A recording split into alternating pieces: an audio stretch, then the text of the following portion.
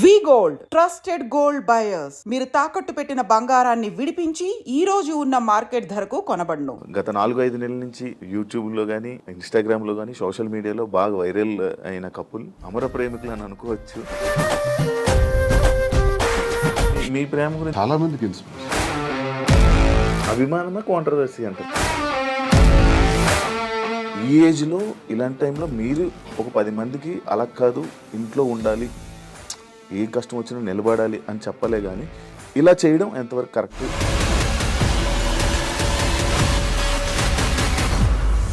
ఇందులో 20 ఏళ్లలో మా గొడవ అదే గొడవ. కానీ ఈ టైంలో కూడా ఇది ప్రజల్లోకి రావడం కరెక్ట్. 100 మెట్లు దిగే నేను ఆమెకు అంగీకరించాను. అప్పటికీ కాంప్రమైజ్ కాలేదు. ఆ తర్వాత తాళం వేసేస్తున్నారు ఇంటికి. ప్యాంటు షర్ట్ గాడంట, లుంగి షర్ట్ గాడంట.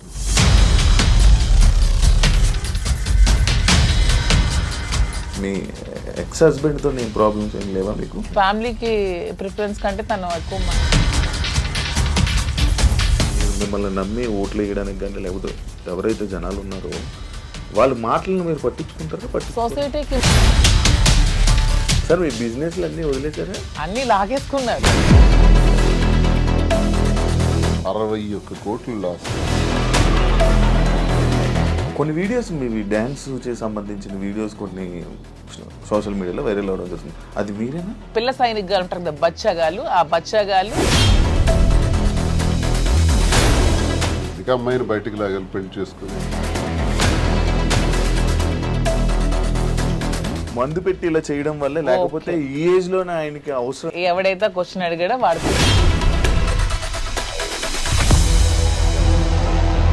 జాఫర్ గారికి ఇంటర్వ్యూ ఇచ్చిన టైంలో కూడా శ్రీనివాస్ గారిని ఎప్పుడు కూడా లంచాలు తీసుకోమని ఫోర్స్ చేస్తుంది, డబ్బు పిచ్చి.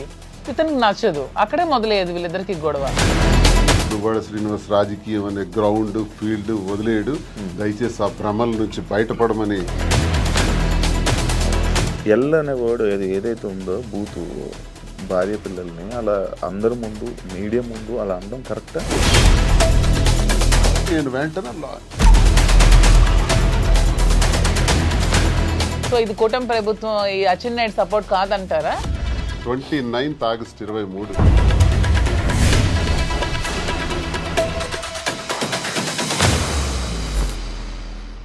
హాయ్ హలో నమస్తే, నేను మీ anchor Shiva. Welcome to iDream media. ఈ పాటికే నా ముందున్న గెస్ట్లు ఎవరో మీకు అర్థమైపోయి ఉంటుంది ప్రోమో చూడడం వల్ల.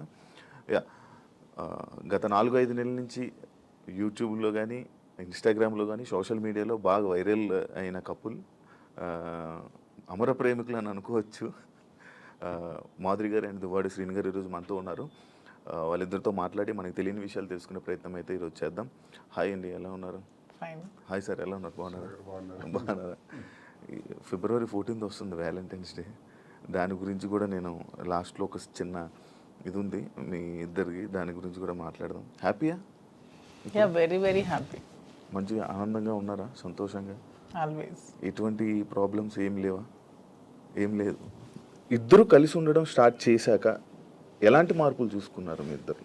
చేంజెస్ గడిచిన జీవితంలో నేను ఏదైతే కోల్పోయాను అంటే రాజకీయంగా చాలా అగ్రెసివ్గా, ముక్కుసూటిగా ఎంతటి వ్యక్తి గురించి అయినా సరే పదునైన మాటలతో మాట్లాడటం అలవాటు.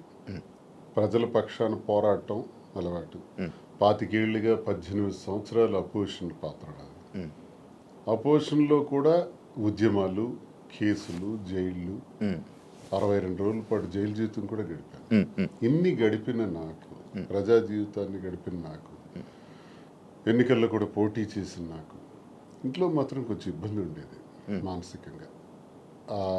మానసిక ప్రశాంతత లేదు. ఈర్ష్య, అసూయ, ద్వేషాలు, ఆధిపత్య పోరు మధ్యలో నలిగిపోయేవాడిని. సరే కుటుంబం కదా, ఇవన్నీ దిగమింగుకోవాలి, భరించాలి అని తగ్గే ఆలోచించేవాడిని. కానీ అది పరిధులు దాటి ఇంటి విషయం బయటికి తీసుకురావటం జరిగింది మా ఇంట్లో. అది కార్యకర్తల వరకు, ప్రజల వరకు, ఆఖరికి అధిష్టానం వరకు, ఆఖరికి నా క్యారెక్టర్ అసాసినేషన్ చేసేంత వరకు. ఇలా వచ్చేటప్పుడు కొన్ని ఒంటరితనాన్ని నేను ఎదుర్కోవాల్సి వచ్చింది. ఇంటికి తాళం వేసేసుకోవడం, ఇబ్బందులు పెట్టేటప్పుడు మేమే రాజకీయాల్లోకి తీసుకొచ్చినటువంటి మా కుటుంబం నుంచి ప్రోత్సహించి మహిళల్లోనూ మంచి గౌరవం ఉన్నటువంటి సర్వీసెస్ ఎన్నో సొసైటీలో చేస్తున్నటువంటి మరి మాధురి లాంటి అమ్మాయి ఉంటే పార్టీకి బలం అవుతుందని తీసుకురావడం జరిగింది.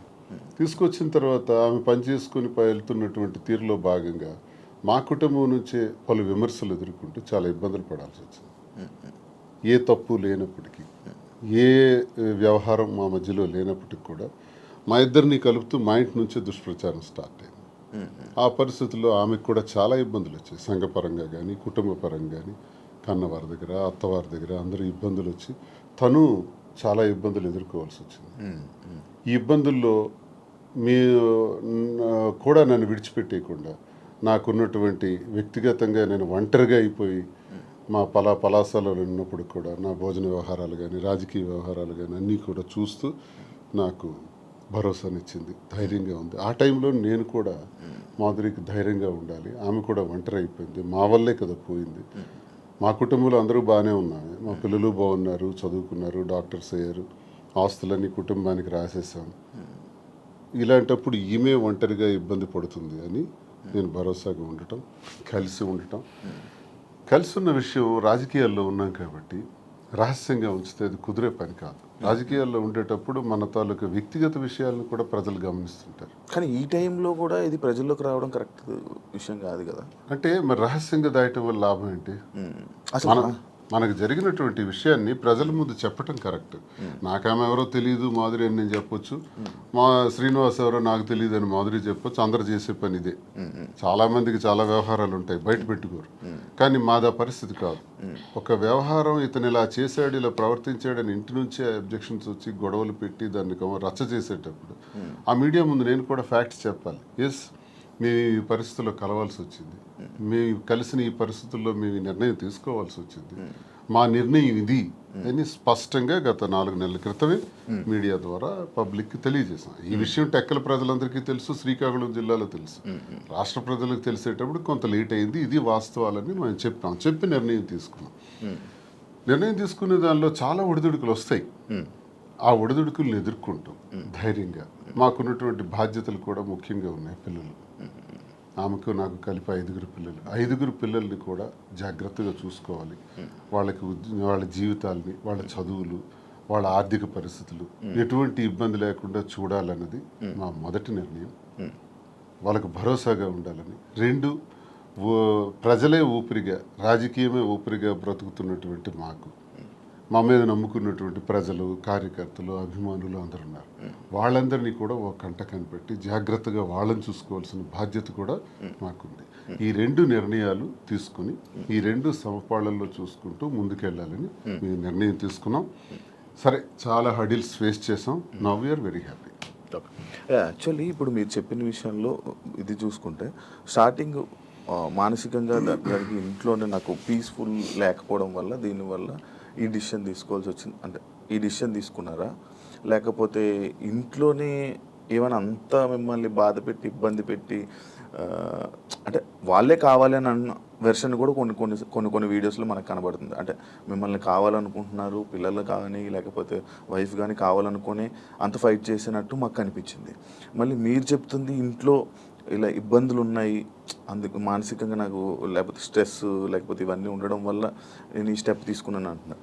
అంటే ఈ ఏజ్లో ఇలాంటి టైంలో మీరు ఒక 10 మందికి అలా కాదు, ఇంట్లో ఉండాలి, ఏం కష్టం వచ్చినా నిలబడాలి అని చెప్పలే, కానీ ఇలా చేయడం ఎంతవరకు కరెక్ట్ అనేది ఆడియన్స్. ఎంతోమంది జీవితాలకి ఎన్నో గొడవలు ఇలాంటివే నా దగ్గరికి వస్తే సర్దుబాటు చేసి సరిచేసి పంపినవాడిని.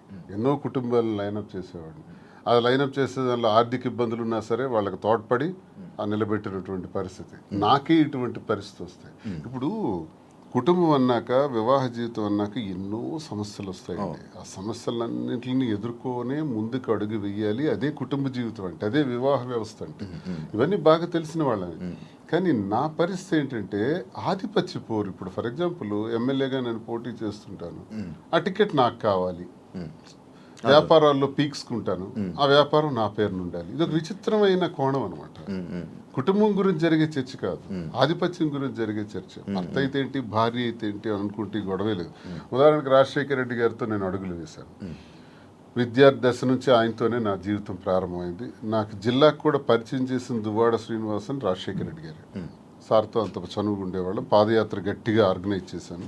ఆ పాదయాత్రలోనే హరిశ్చంద్రపురంలో నువ్వు పోటీ చేయి ఎర్రన్నాయుడికి వ్యతిరేకంగా నాకు టికెట్ కూడా డిసైడ్ చేసేసాను. చేసినప్పుడు సరేలేని ఇంకా నేను ఆ బిజీలో ఉంటుండగా వాణి తండ్రి రాజశేఖర రెడ్డి గారి దగ్గరికి వెళ్ళి ఆ టికెట్ మాకు ఇవ్వాలి, లేదంటే మేము ఇండిపెండెంట్గా వేస్తాం. అప్పుడు రాజశేఖర రెడ్డి గారు స్టేట్లో నా ఒక్కడికి ఒక బ్లాంక్ బీఫామ్ ఇచ్చారు. నీ పేరు రాసుకుంటావో నీ వాణి పేరు రాసుకుంటావో నీ ఇష్టం, కానీ ఏదైనా జరిగితే నిన్నే నేను అడుగుతా, ఎలక్షన్ గురించి నీతోనే మాట్లాడుతూ, you are the incharge of the constituency అన్నారు. సరే ఆ బాధ్యత చెప్పారు సార్ అని నేనేం చేశానంటే డి వాణి అని పేరు రాసి ఇచ్చాను. అది 2004 సంవత్సరం, ఇది 2024 సంవత్సరం. Okay okay. ఈ ఎన్నికల మధ్యలో 20 ఏళ్లలో మా గొడవ అదే గొడవ. ఆ గొడవ వల్ల మాకు మనశ్శాంతి ఉండేది కాదు ఇంట్లోకి అడుగు పెట్టగానే.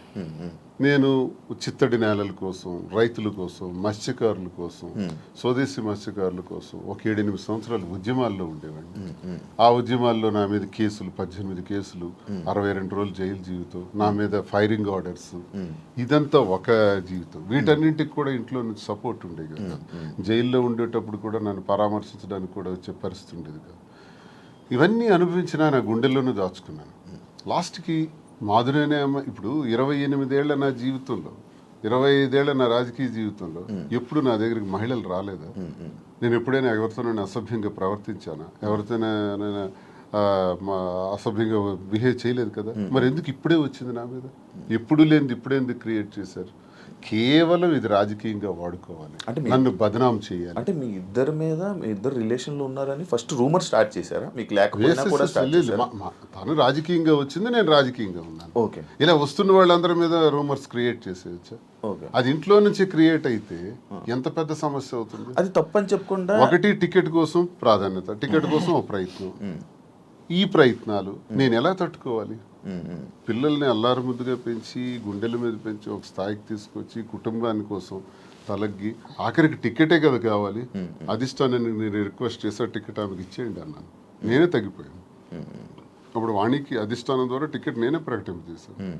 కానీ మళ్ళీ ఆమె గ్రాఫ్ కోల్పోయిన తర్వాత మళ్ళీ ఆ టికెట్ నాకే రావటం, నేనే పోటీ చేయాల్సిన అవసరం వచ్చింది.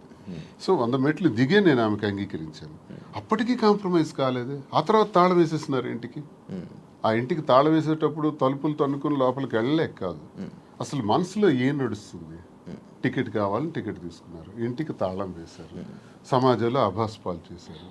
ఇంక నేను ఎలా బ్రతకాలి? కారులో 7-8 రోజులు పడుకున్నాను. ఆఖరికి మా మదర్ దగ్గర వెళ్ళి ఒక 1 ఏడాది కాలం పట్టున్నాను.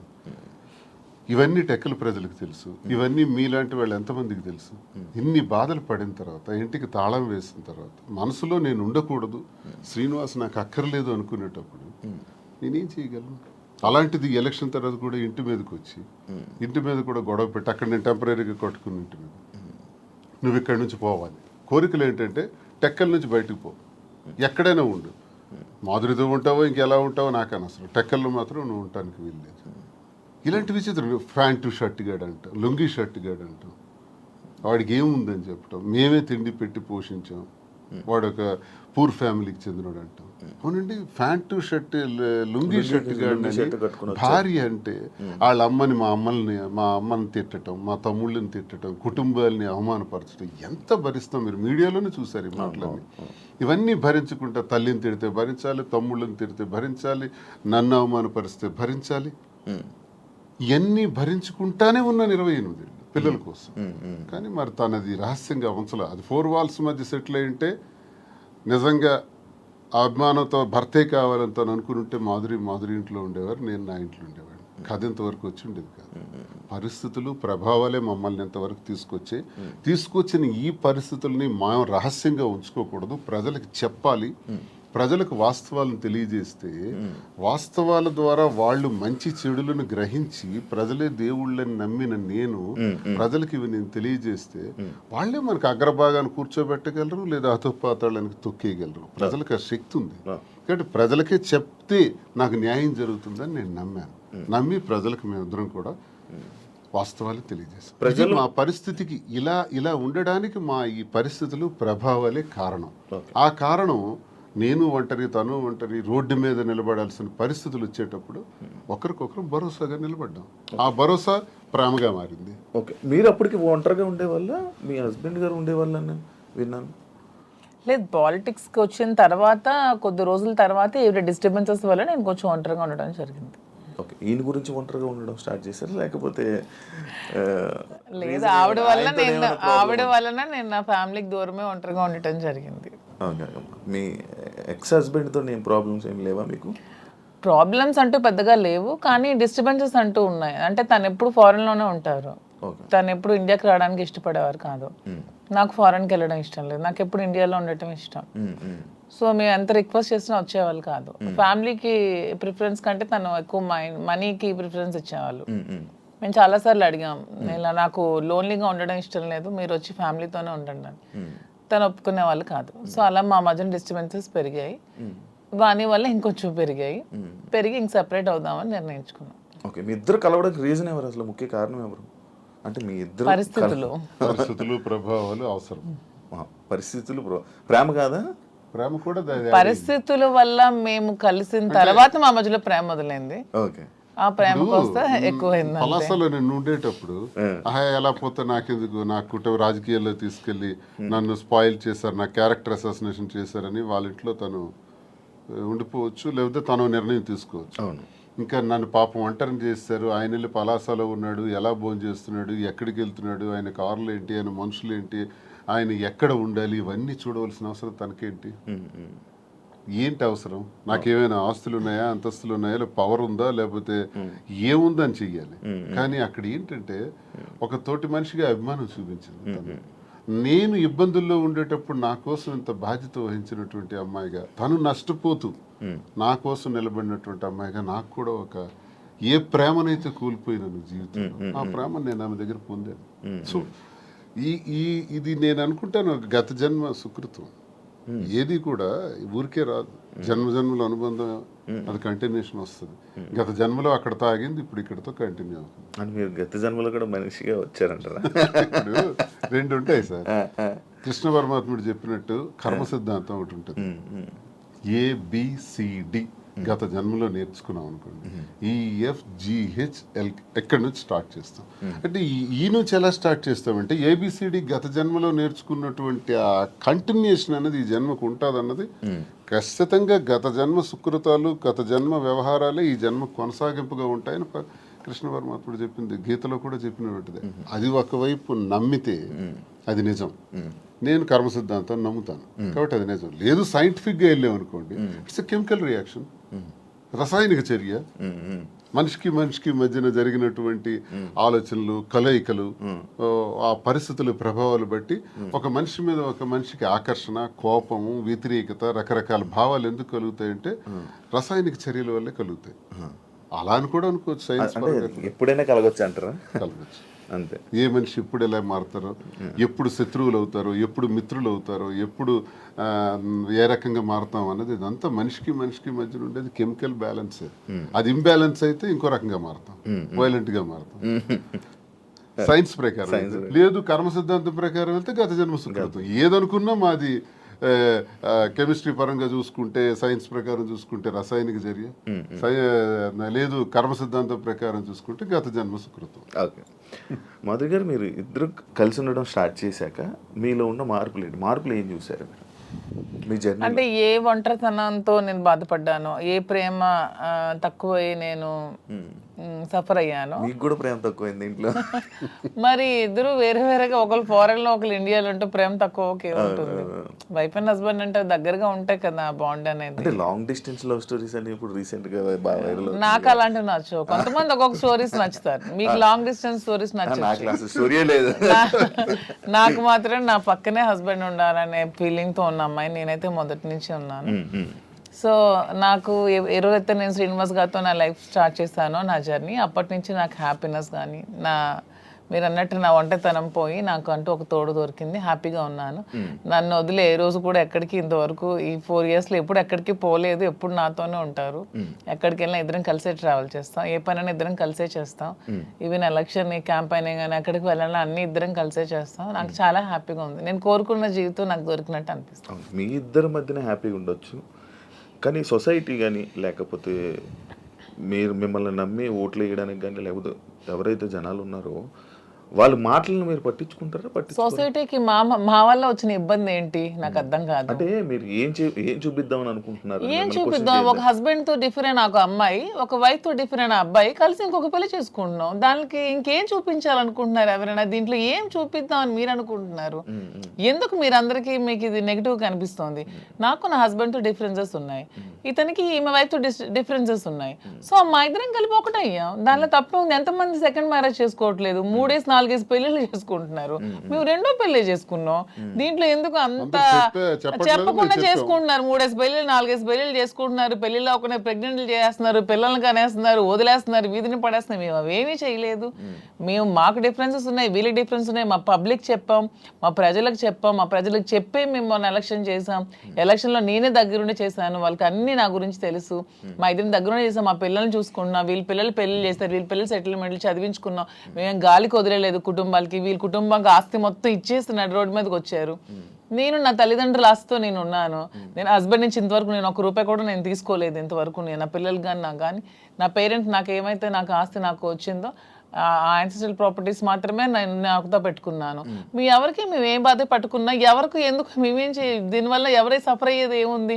తిరిగి పైగా మా కార్యకర్తలు మా ప్రజలు మీరు వచ్చి మైక్ పెట్టండి చాలా చాలా హ్యాపీగా ఉన్నారు. ఎందుకంటే శ్రీనివాస్ గారి ఇంటికి వెళ్ళినప్పుడు ఏదైతే వాళ్ళకి లోటు ఉండేదో, అంటే వాణి సరిగ్గా చూసుకునేది కాదు, ఈవెన్ మంచినీళ్ళు కూడా ఇచ్చేది కాదు. హస్బెండ్కే చూడదు ఆమె, ప్రజలకి ఏం చూస్తుంది. ఇప్పుడు అదేమీ లేదు. నేను ప్రతి ఒక్క కార్యకర్తకి బాగా చూసుకుంటానని వాళ్ళకి నమ్మకం కలిగి నా దగ్గర రావడం స్టార్ట్ చేశారు. నాతో ట్రావెల్ చేస్తున్నారు, నన్ను అభిమానిస్తున్నారు, ఆదరిస్తున్నారు, నన్ను అమ్మలాగా చూసుకుంటున్నారు అందరు కూడా. ఇప్పుడు 22లో ఈ గొడవ స్టార్ట్ అయింది. 24లో నేను ఎమ్మెల్యే పోటీ చేశాను. నా మీద పోటీ చేసి గెలిచినటువంటి అచ్చెన్నాయుడు రాష్ట్ర తెలుగుదేశం పార్టీ అధ్యక్షుడు ఎన్నికల ముందు ఏం చెప్పాడు? రాష్ట్రంలో హైయెస్ట్ మెజారిటీ నాదే, అబౌట్ 70,000 ఓట్స్ అన్నాడు. నిజానికి కూటమి ప్రభుత్వంలో ఎవడు నామినేషన్ వేసినా 40,000, 50,000, 60,000తో గెలిచారు. మా జిల్లాలోనే 4 ఎమ్మెల్యేలు కొత్తోళ్ళు, మొక్కం తెలియని వాళ్ళు కూడా, ధర్మాన ప్రసాద్ లాంటి వ్యక్తి మీద కూడా 3 రోజుల ముందు వచ్చి నామినేషన్ వేసి 54,000 మెజార్టీతో గెలిచాడు. మరి అచ్చెన్నాయుడు ఎంతో గెలవాలి? కనీసం 70తో గెలవాలి కదా. 30, నా 73,000 ఓట్లు. ఇవన్నీ తెలిసి ప్రజలు నాకెందుకు ఇంకా నైతికంగా బలంగానే ఉంచారు. నైతికంగా అచ్చెన్నాయుడు ఓడిపోయినట్టే.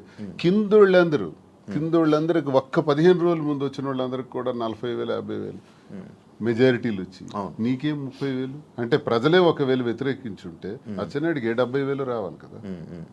ఇంత వేవ్లో కూడా అచ్చెన్నాయుడు అతి తక్కువ ఓట్ల తేడాతో గెలిచాడు కదా. సో నేను గతసారి ఎంపీకి పోయినా 3,100 తేడా నాది. వాళ్ళకి మాకు ఎప్పుడు వెరీ లెస్ మార్జిన్, 3,000, 3,500. సో మాకు ప్రజలు బుద్ధి చెప్పాలంటే ఓట్లతోనే చెప్పేవాళ్ళు కదా. వీడు ఇలాంటి వాడు సంఘ వ్యతిరేకమైన పని చేసేటండి, కొట్టండి అనుకుంటే నాకు 20-30,000 ఓట్లకి కుదించేసి ఆయనకు 1,00,000 మెజారిటీ ఇవ్వచ్చు. అది జరగల ఇంత వేవ్లో కూడా. అదే మాకు ప్రజల్లో. అయినా పర్సనల్ లైఫ్ ని ప్రైవేట్ లైఫ్ కి ఏంటి సంబంధం అండి? ఇది మా ఫ్యామిలీస్ మధ్యలో ఉన్న డిస్టర్బెన్సెస్ తో మేము ఒకటే. పర్సనల్ లైఫ్ ప్రైవేట్ రహస్యంగా ఉంటూ అబద్ధాలు ఎవడైతే ఆడతాడో వాడు దొంగ. పర్సనల్ లైఫ్ ను ఓపెన్ గా తెరచిన పుస్తకంలో జనం ముందు చెప్పేస్తే దొంగలు ఎలా అవుతాం? వాస్తవం చెప్పిన వాళ్ళు అవుతాం. ప్రజలే గుర్తించారు, ప్రజలే గౌరవిస్తున్నారు. ఈ రోజు మాకున్న గౌరవం పెరిగింది సమాజంలో. ప్రతి ఒక్కళ్ళు ఎక్కడ చూసినా సార్ ఒక సెల్ఫీ అంటారు. కార్లు ఓవర్టేక్ చేసుకుని స్పీడ్గా వచ్చి ఫోటో కావాలని అడుగుతున్నారు. డాక్టర్స్, ఇంజనీర్లు, పెద్ద పెద్ద ఎంప్లాయీస్, ఉన్నత స్థాయి వాళ్ళు, పోలీస్ ఆఫీసర్స్, పెద్ద పెద్దోళ్ళు కూడా. ఒక పెద్ద ఆఫీసర్ అయితే మొన్న చేయి తీసుకొని గుండె మీద పెట్టుకొని పెద్దగా ఊపిరి తీసాడు. ఏం సార్ ఏంటి అంత ఎమోషన్ అవుతున్నారు? ఏంటంటే మీరంటే నాకు ఇష్టం సార్. ఆయన ఏం అర్థం చేసుకున్నారు? పెద్ద ఆఫీసర్. ఇంకా చాలా మంది పేర్లు చెప్పకూడదు. వాళ్ళు ఏం అర్థం చేసుకున్నారు? ప్రతి ఒక్క జీవితంలో కూడా కథ ఉంది. ఆ కథ చాలా మంది చెప్పలేక భరిస్తున్నారు. మేము చెప్తాం. ఇప్పుడు మీరు ఇన్స్పిరేషన్ అంటారు, చాలా మందికి ఇన్స్పిరేషన్. ఆవేశం ఎలా వస్తుంది? వాళ్ళ కళ్ళల్లో ఆర్ద్రత ఎలా వచ్చింది? ఆ సంతోషం ఎలా వచ్చింది? 1,600 ఉన్నటువంటి యూట్యూబ్ మా ఫాలోవర్స్ ఈ రోజు 1,00,000 దాటారు. 1,45,00,000 వ్యూవర్షిప్ ఎలా వచ్చింది? ఇదంతా ఎక్కడి నుంచి వచ్చింది? అభిమానంతో వస్తుంది. అభిమానమా కాంట్రవర్సీ అంటారు? కాంట్రవర్సీ ఎందుకు రావాలంత? ఫాలో అప్ చేయాలి. న్యూస్ కదా, లేటెస్ట్ న్యూస్ కదా, లేటెస్ట్ రెండు ఉంటాయి. ప్రతి ఒక్కరికి 2 ఉంటాయండి. ఎవరికైనా 2 కోణాలు ఉంటాయి. ఏ మనిషికైనా సరే విమర్శలు ఉంటాయి, పొగడ్తలు ఉంటాయి, రెండు ఉంటాయి. అవన్నీ బ్యాలెన్స్ చేసుకొని వెళ్తేనే జీవితం. రావణుణ్ణి మెచ్చింది ప్రజలే, రాముణ్ణి మెచ్చింది ప్రజలే, రెండు ప్రజలే. మీకు రావణుడు ఇష్టం ఉండొచ్చు, నాకు రావణాసుడు అంటే ఇష్టం. ఎవరి లైఫ్ స్టైల్ వాళ్ళది. నాకు రావణాసుడు హీరో, నేను హీరోగా చూస్తాను. సార్కి రాముడు అంటే హీరో. అది ఎవరి ఇష్టం వాళ్ళది. మీరు ఆయన ఎలా చూస్తున్నారు? రాముడు అనుకుంటున్నారు, రావణాసుడు అనుకుంటారు? నేను డిఎస్ఏ అనుకున్నాను. డిఎస్కి ఒక బ్రాండ్ ఉంది, దువ్వాడ శ్రీనివాస్ అంటే ఒక బ్రాండ్. ఎవరితో కంపేర్ చేయను, ఈ స్పెషల్ అంటే. సార్ మీ బిజినెస్లు అన్నీ వదిలేసారా? వదిలేదు, అన్ని లాగేసుకున్నారు. మేమేం బిజినెస్ వదిలేదు. మైన్స్ నాది 25 years నుంచి మైన్స్ కంపెనీ. ఎప్పుడు మైన్స్ ప్రపంచ స్థాయిలో కూడా ఐకాన్ బ్రౌన్ గ్రానైట్ ఓనర్ గా మంచి పేరు ప్రఖ్యాతులు సంపాదించాం. మైన్స్ లో బాగా పీక్స్ కి వెళ్ళాను. ఈ గవర్నమెంట్స్ లో గవర్నమెంట్ ఉంటే ఒకలాగా, లేకపోతే రిజల్ట్ రోజు ఈవినింగ్ లాగేసుకున్నాను. 4వ తారీఖు ఎన్నికల ఫలితాలు వచ్చాయంటే ఆ సాయంత్రం కల్లా నా మైన్ ఒక్క సందని కొట్టి పంపించేశారు. ఈ రోజు వరకు పర్మిట్స్ ఇవ్వట్లా. 61 కోట్లు లాస్ సడన్ గా గవర్నమెంట్ రావటం వల్ల, కూటమి ప్రభుత్వంలో అచ్చెన్నాయుడు వీళ్ళు టార్గెట్ పెట్టారు. సరే ఇవన్నీ చేస్తుంటారు వాళ్ళు, భరిస్తుంది. శ్రీను గారు అంత మైనింగ్ కంపెనీలు అలాంటి పెద్ద పెద్ద బిజినెస్లు చేసిన మీరు రీసెంట్గా చీరలు బిజినెస్లోకి తీసుకొచ్చేసారని చెప్పి కామెంట్స్ తీసుకొచ్చి కామెంట్స్. దానికి బిజినెస్, సారీస్ బిజినెస్ కాదా? ఏదైనా బిజినెస్ ఏనండి. దానిలో కామెంట్ చేయడానికి ఏముంది? ఇప్పుడు శ్రీనివాస్ గారు ఎప్పుడు మైన్స్ బిజినెస్, తను ఫస్ట్ నుంచి కూడా.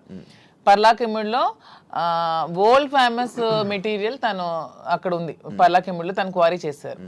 ఆ క్వారీని కూడా ఇలా లిటిగేషన్స్ పెట్టి కేసులు పెట్టేసి ఇతను ఓడిపోగానే వాళ్ళ పార్టీ రాగానే టీడీపీ హయాంలో క్లోజ్ చేసేసారు.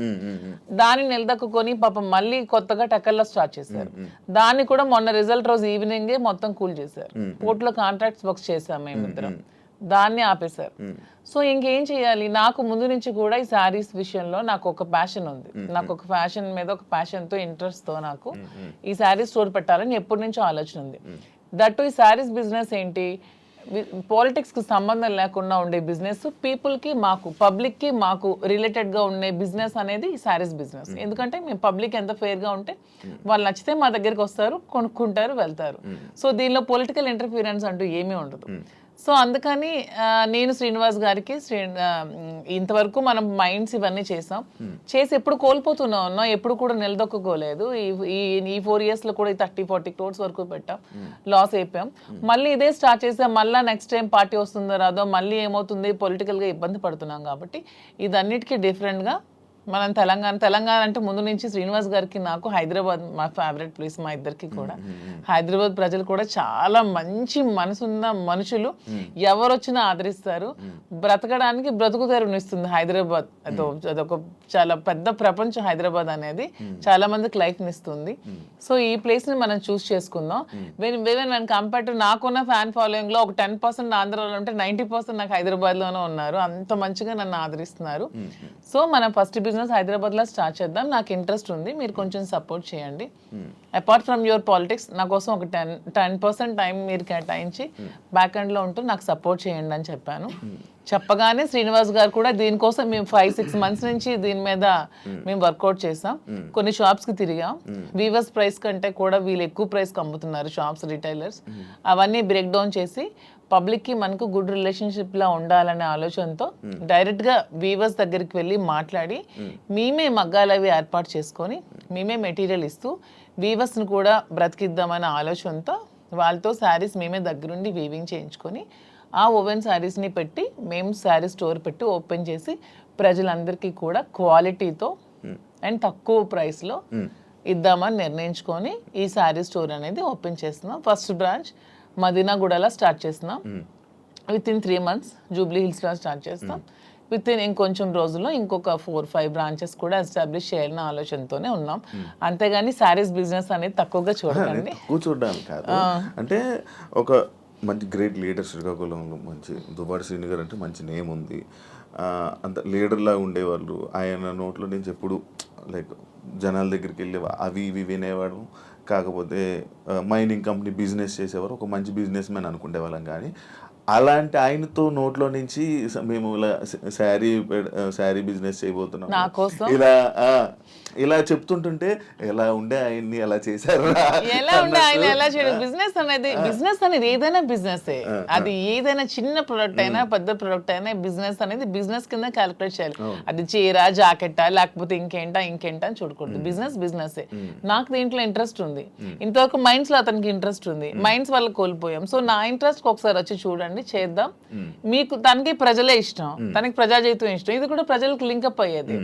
మా కింద ఒక 100 మంది పనిచేస్తారు, మా ప్రజా సంబంధాలు ఇంకొంచెం బాగుంటాయి, ఇంకొంచెం మనకి పీపుల్ తో బాండింగ్ పెరుగుతుంది. వాళ్ళు కూడా మనం తక్కువ ప్రైస్ కి ఇస్తే ఓకే, శ్రీనివాస్ గారు మాధురి దగ్గరికి వస్తే మనకు తక్కువ ప్రైస్ కి శారీ వస్తుందని గుడ్ విల్ మనకు వస్తే చాలు, కోట్లు సంపాదించాల్సిన అవసరం లేదనే ఉద్దేశంతో శారీ స్టోర్ ఓపెన్ చేస్తాం. ఓకే, అంటే ఈ బిజినెస్కి దువ్వాడ గారు 3-4 కోట్లు ఎంతో ఇచ్చారు, ఆయన డబ్బులు ఇచ్చి ఈ బిజినెస్ కోసం శ్రీనివాస్ గారు ఎవరేమనుకున్నా నాకు అనవసరం. శ్రీనివాస్ గారు అన్ని ఆస్తులు వానికి రాసి ఇచ్చేసి వచ్చేసారు. With empty hands he came out.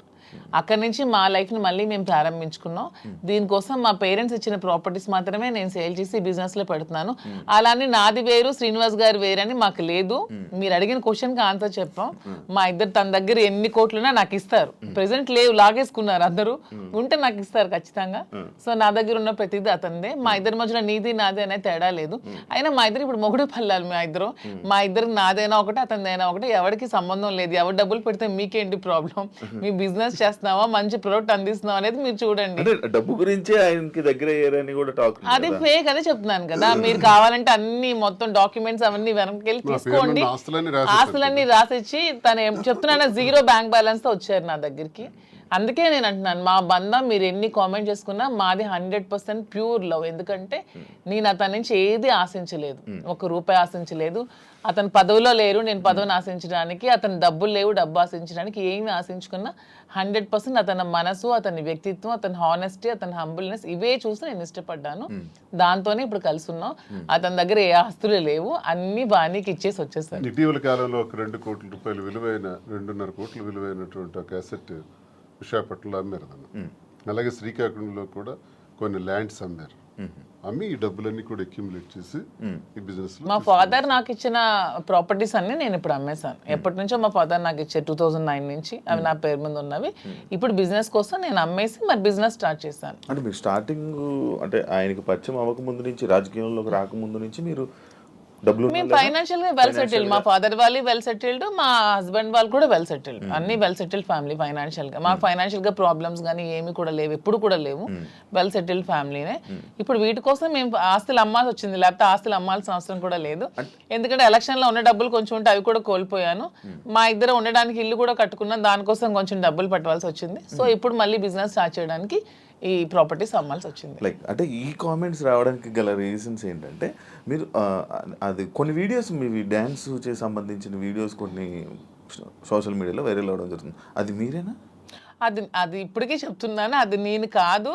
అసలు ఆ మనిషి కూడా నా అలాగ లేదు. అది ఎందుకు ఎవరికి అనిపించిందో, ఎవరికి పెట్టాలనిపించిందో కావాలనే కూటమి ప్రభుత్వం వాళ్ళే ఖచ్చితంగా దీన్ని ఈ పిల్ల సైనికులు ఉంటారు కదా, బచ్చాగాళ్ళు, ఆ బచ్చాగాళ్ళు ఈ కొంతమంది కలిపి ఐటీడీపీ అని ఇదొన్న పేజ్లో పెట్టి అనవసరంగా ట్రోల్ చేశారు.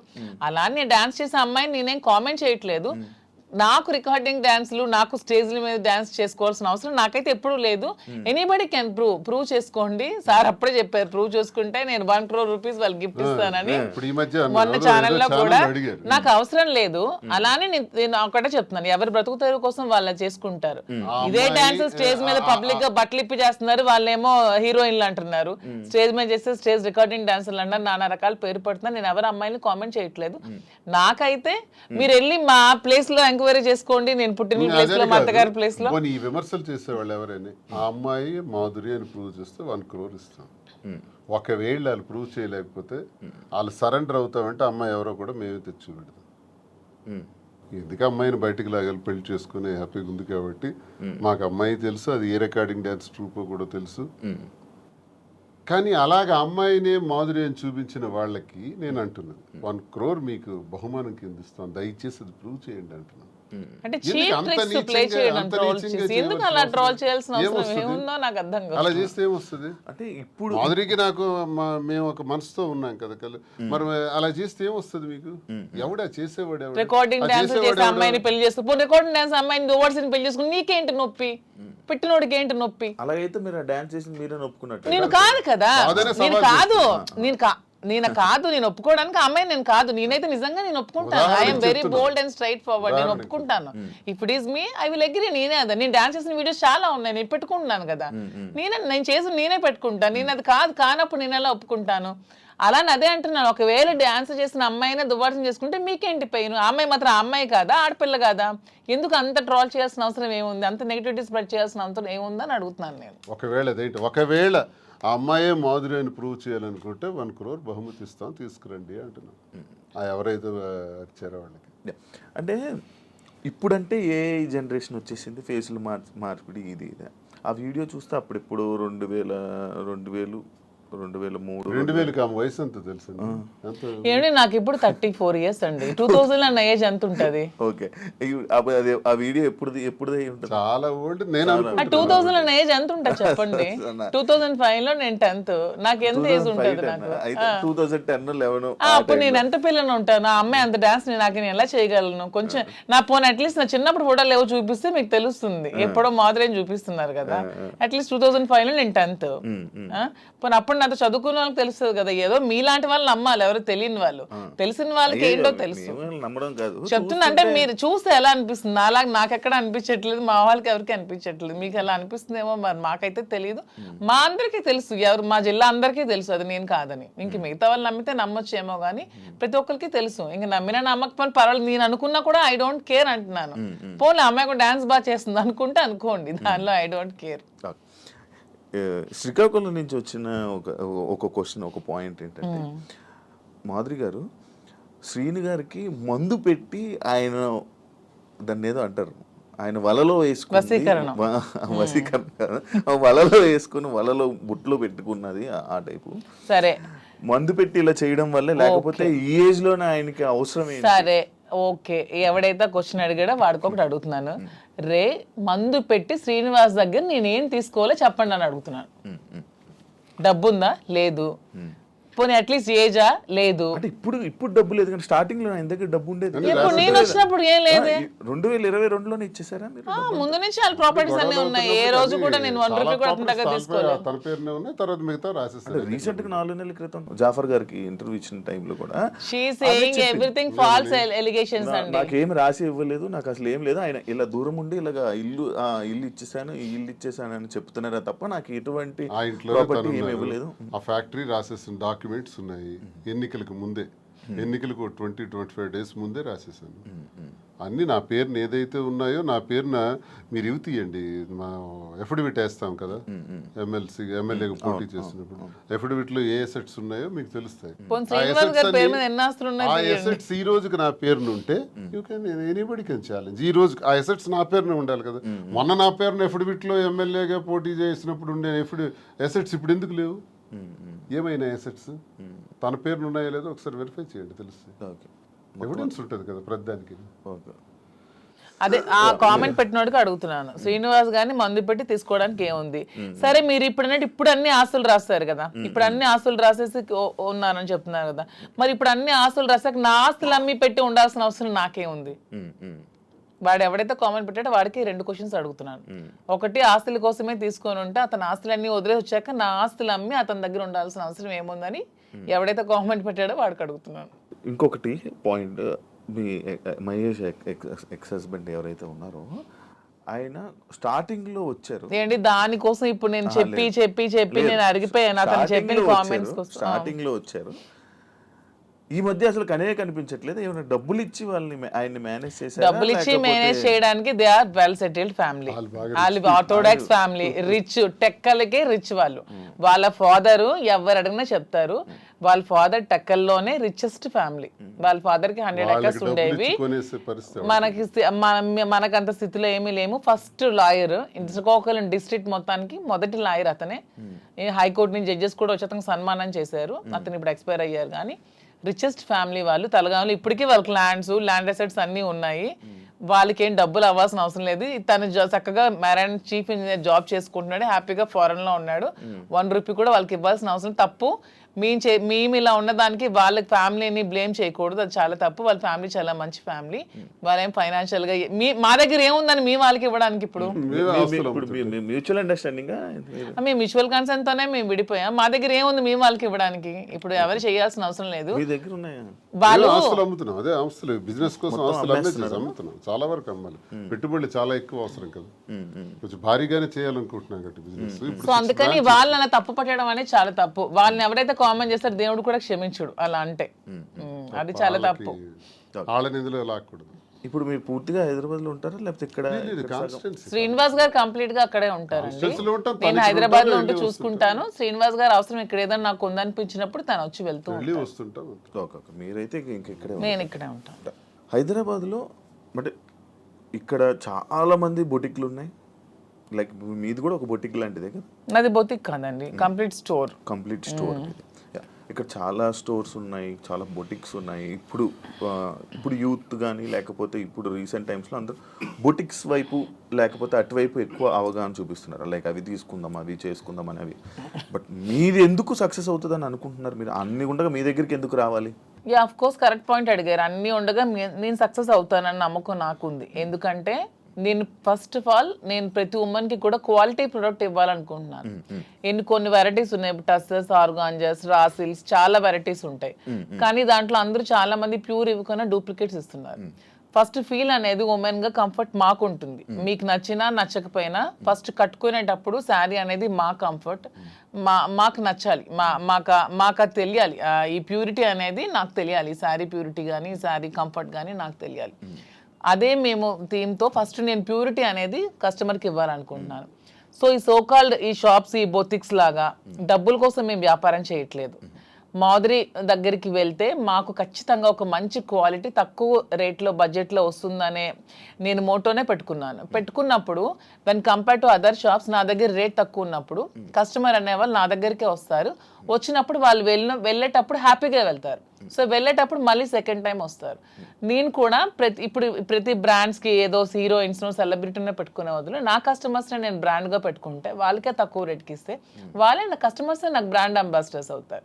వాళ్ళే 10 మందికి వెళ్ళి చెప్తారు, వాళ్ళు ఇంకొంతమందికి చెప్తారు పలానా దగ్గర షాప్లో తక్కువ రేట్ ఉంది, బాగుంది, క్వాలిటీ ఉంది, ప్యూర్ ఉంది, అప్పుడు నా దగ్గరికి వస్తారు. సో కస్టమర్సే నా బ్రాండ్ అంబాసిడర్స్. నేను అవన్నీ బ్రాండ్ అంబాసిడర్స్ కూడా పెట్టుకోవట్లేదు. ఇప్పుడు నా దానికి నేనే బ్రాండ్ అంబాసిడర్గా ఉన్నాను. ఫ్యూచర్లో నా కస్టమర్స్నే బ్రాండ్ అంబాసిడర్గా చేసుకుందాం అనుకున్నా. నేనే మోడల్స్ని కానీ హీరోయిన్స్ని కానీ అవన్నీ కూడా చేసుకోవట్లేదు. వాళ్ళకి కోట్లు లక్షలు ఇచ్చే బదులు నా కస్టమర్ తక్కువ ప్రైస్లో ఇస్తే వాళ్ళే నా బ్రాండ్ అంబాసిడర్గా ఉంటారని నేను అనుకుంటున్నాను. సో ప్యూరిటీ, క్వాలిటీ, రేట్ రీజనబుల్గా ఉన్నప్పుడు నా దగ్గర కాకుండా కస్టమర్ ఎక్కడికో ఎందుకు వెళ్తాడు? నాకు డబ్బులు అవసరం లేదు, నాకు కావాల్సింది గుడ్ విల్, ప్రజలతో సత్సంబంధాలు బాగుండాలి. ఎందుకంటే మేము రాజకీయంగా ప్రజా జీవితంలోంచి వచ్చాం కాబట్టి ప్రజలతోనే మా జీవితం ఎక్కువ ముడిపడి ఉంది కాబట్టి ప్రజలకి ఏం కావాలి, ఎలా ఉంటే మేము నచ్చుతాం అనేది మాకు ముందు నుంచి తెలుసు. కాబట్టి మేము వాళ్ళతో ఉన్న రిలేషన్షిప్ మెయింటైన్ చేయాలనుకుంటున్నాం. కాబట్టి వాళ్ళకి మేము తక్కువ ప్రైస్లో క్వాలిటీ శారీ ఇచ్చి ఓకే మాధురి దగ్గర శారీ బాగుంటుందన్న goodwill within few days లో సంపాదించుకుంటాను. అప్పుడు మీరే రేట్ పెంచిన జనాలు తెలిసిపోతుంది ఖచ్చితంగా.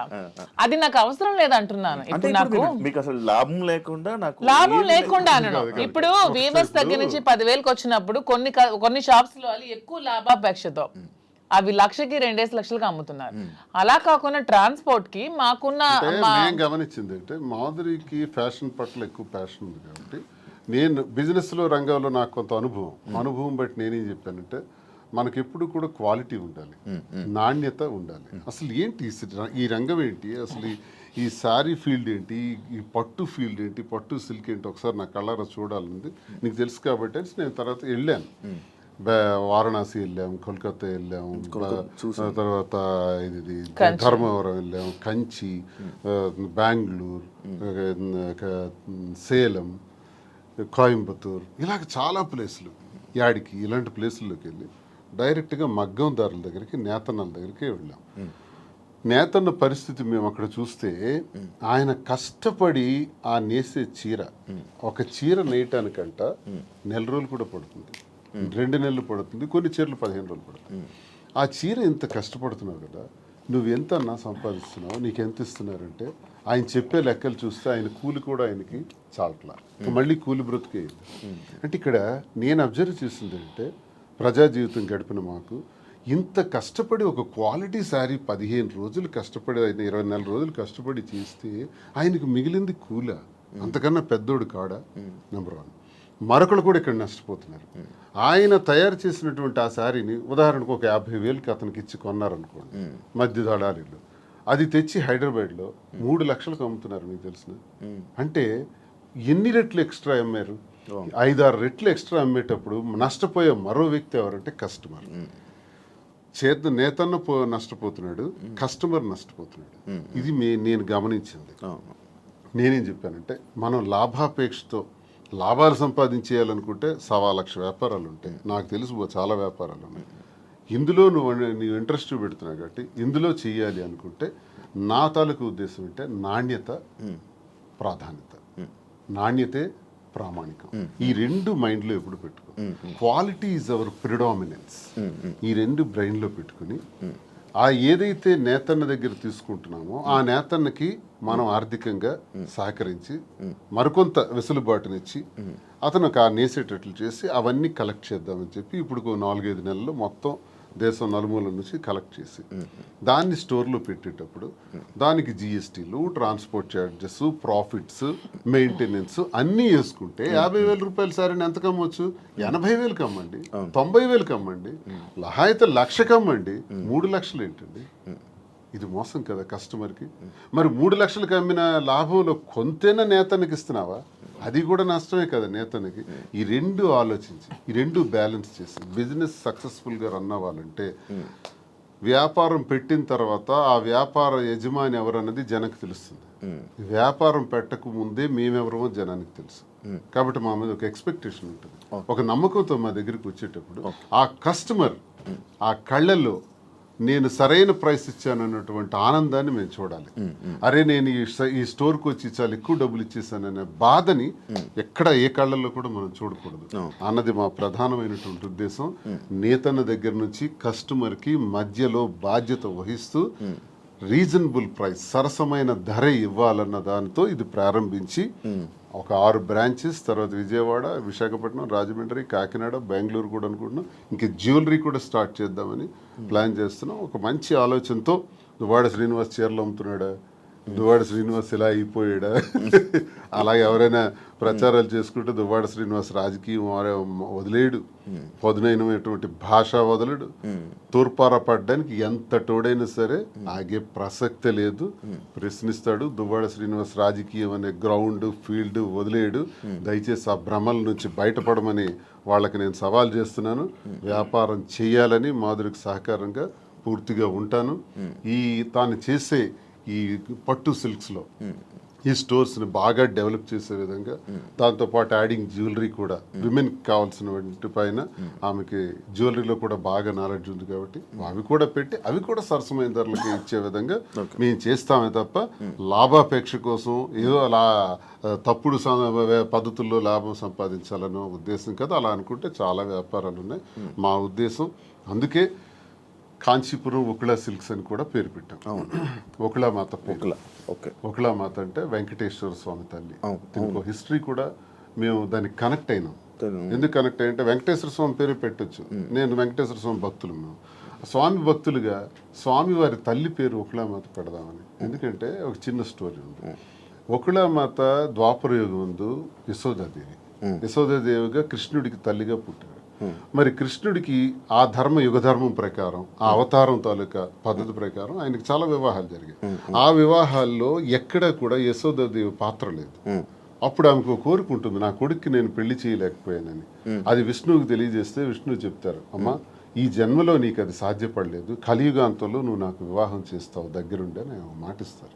ఆ మాట ప్రకారమే కలియుగాంతంలో ఆమె ఈ 7 కొండల్లోనే పుట్టి అక్కడే నివసిస్తూ ఓ కుటీరంలో ఉండగా కొన్ని కారణాల వల్ల వైకుంఠం నుంచి ఆ కొండపైనకి రావటం జరుగుతుంది వెంకటేశ్వర స్వామి. అప్పుడు నిరాడంబరుడుగా వచ్చి ఆ కుటీరానికి చేరినప్పుడు ఆమె చూస్తారు. నువ్వెవరు బాబు అని అడిగితే ఆయన సమాధానం చెప్పారు, నీ ఊరు అంటే అన్ని ఊళ్ళు నావే, నీ పేరు అంటే అన్ని పేర్లు నావే అని చెప్తారు. అప్పుడు ఒకళాదేవి ఒకళామాతగా కదా జన్మించారు, నీ పేరు శ్రీనివాసుడు అని పేరు పెడతాను, ఇక నుంచి నేను శ్రీనివాసుడు అని పిలుస్తాను అంటే వెంకటేశ్వర స్వామికి శ్రీనివాసుడు అని పేరు పెట్టింది ఒకళామాత. అక్కడి నుంచి అప్పుడు చెప్తారు ఆయన ఎవరన్నది ఆమెకి అర్థమవుతుంది.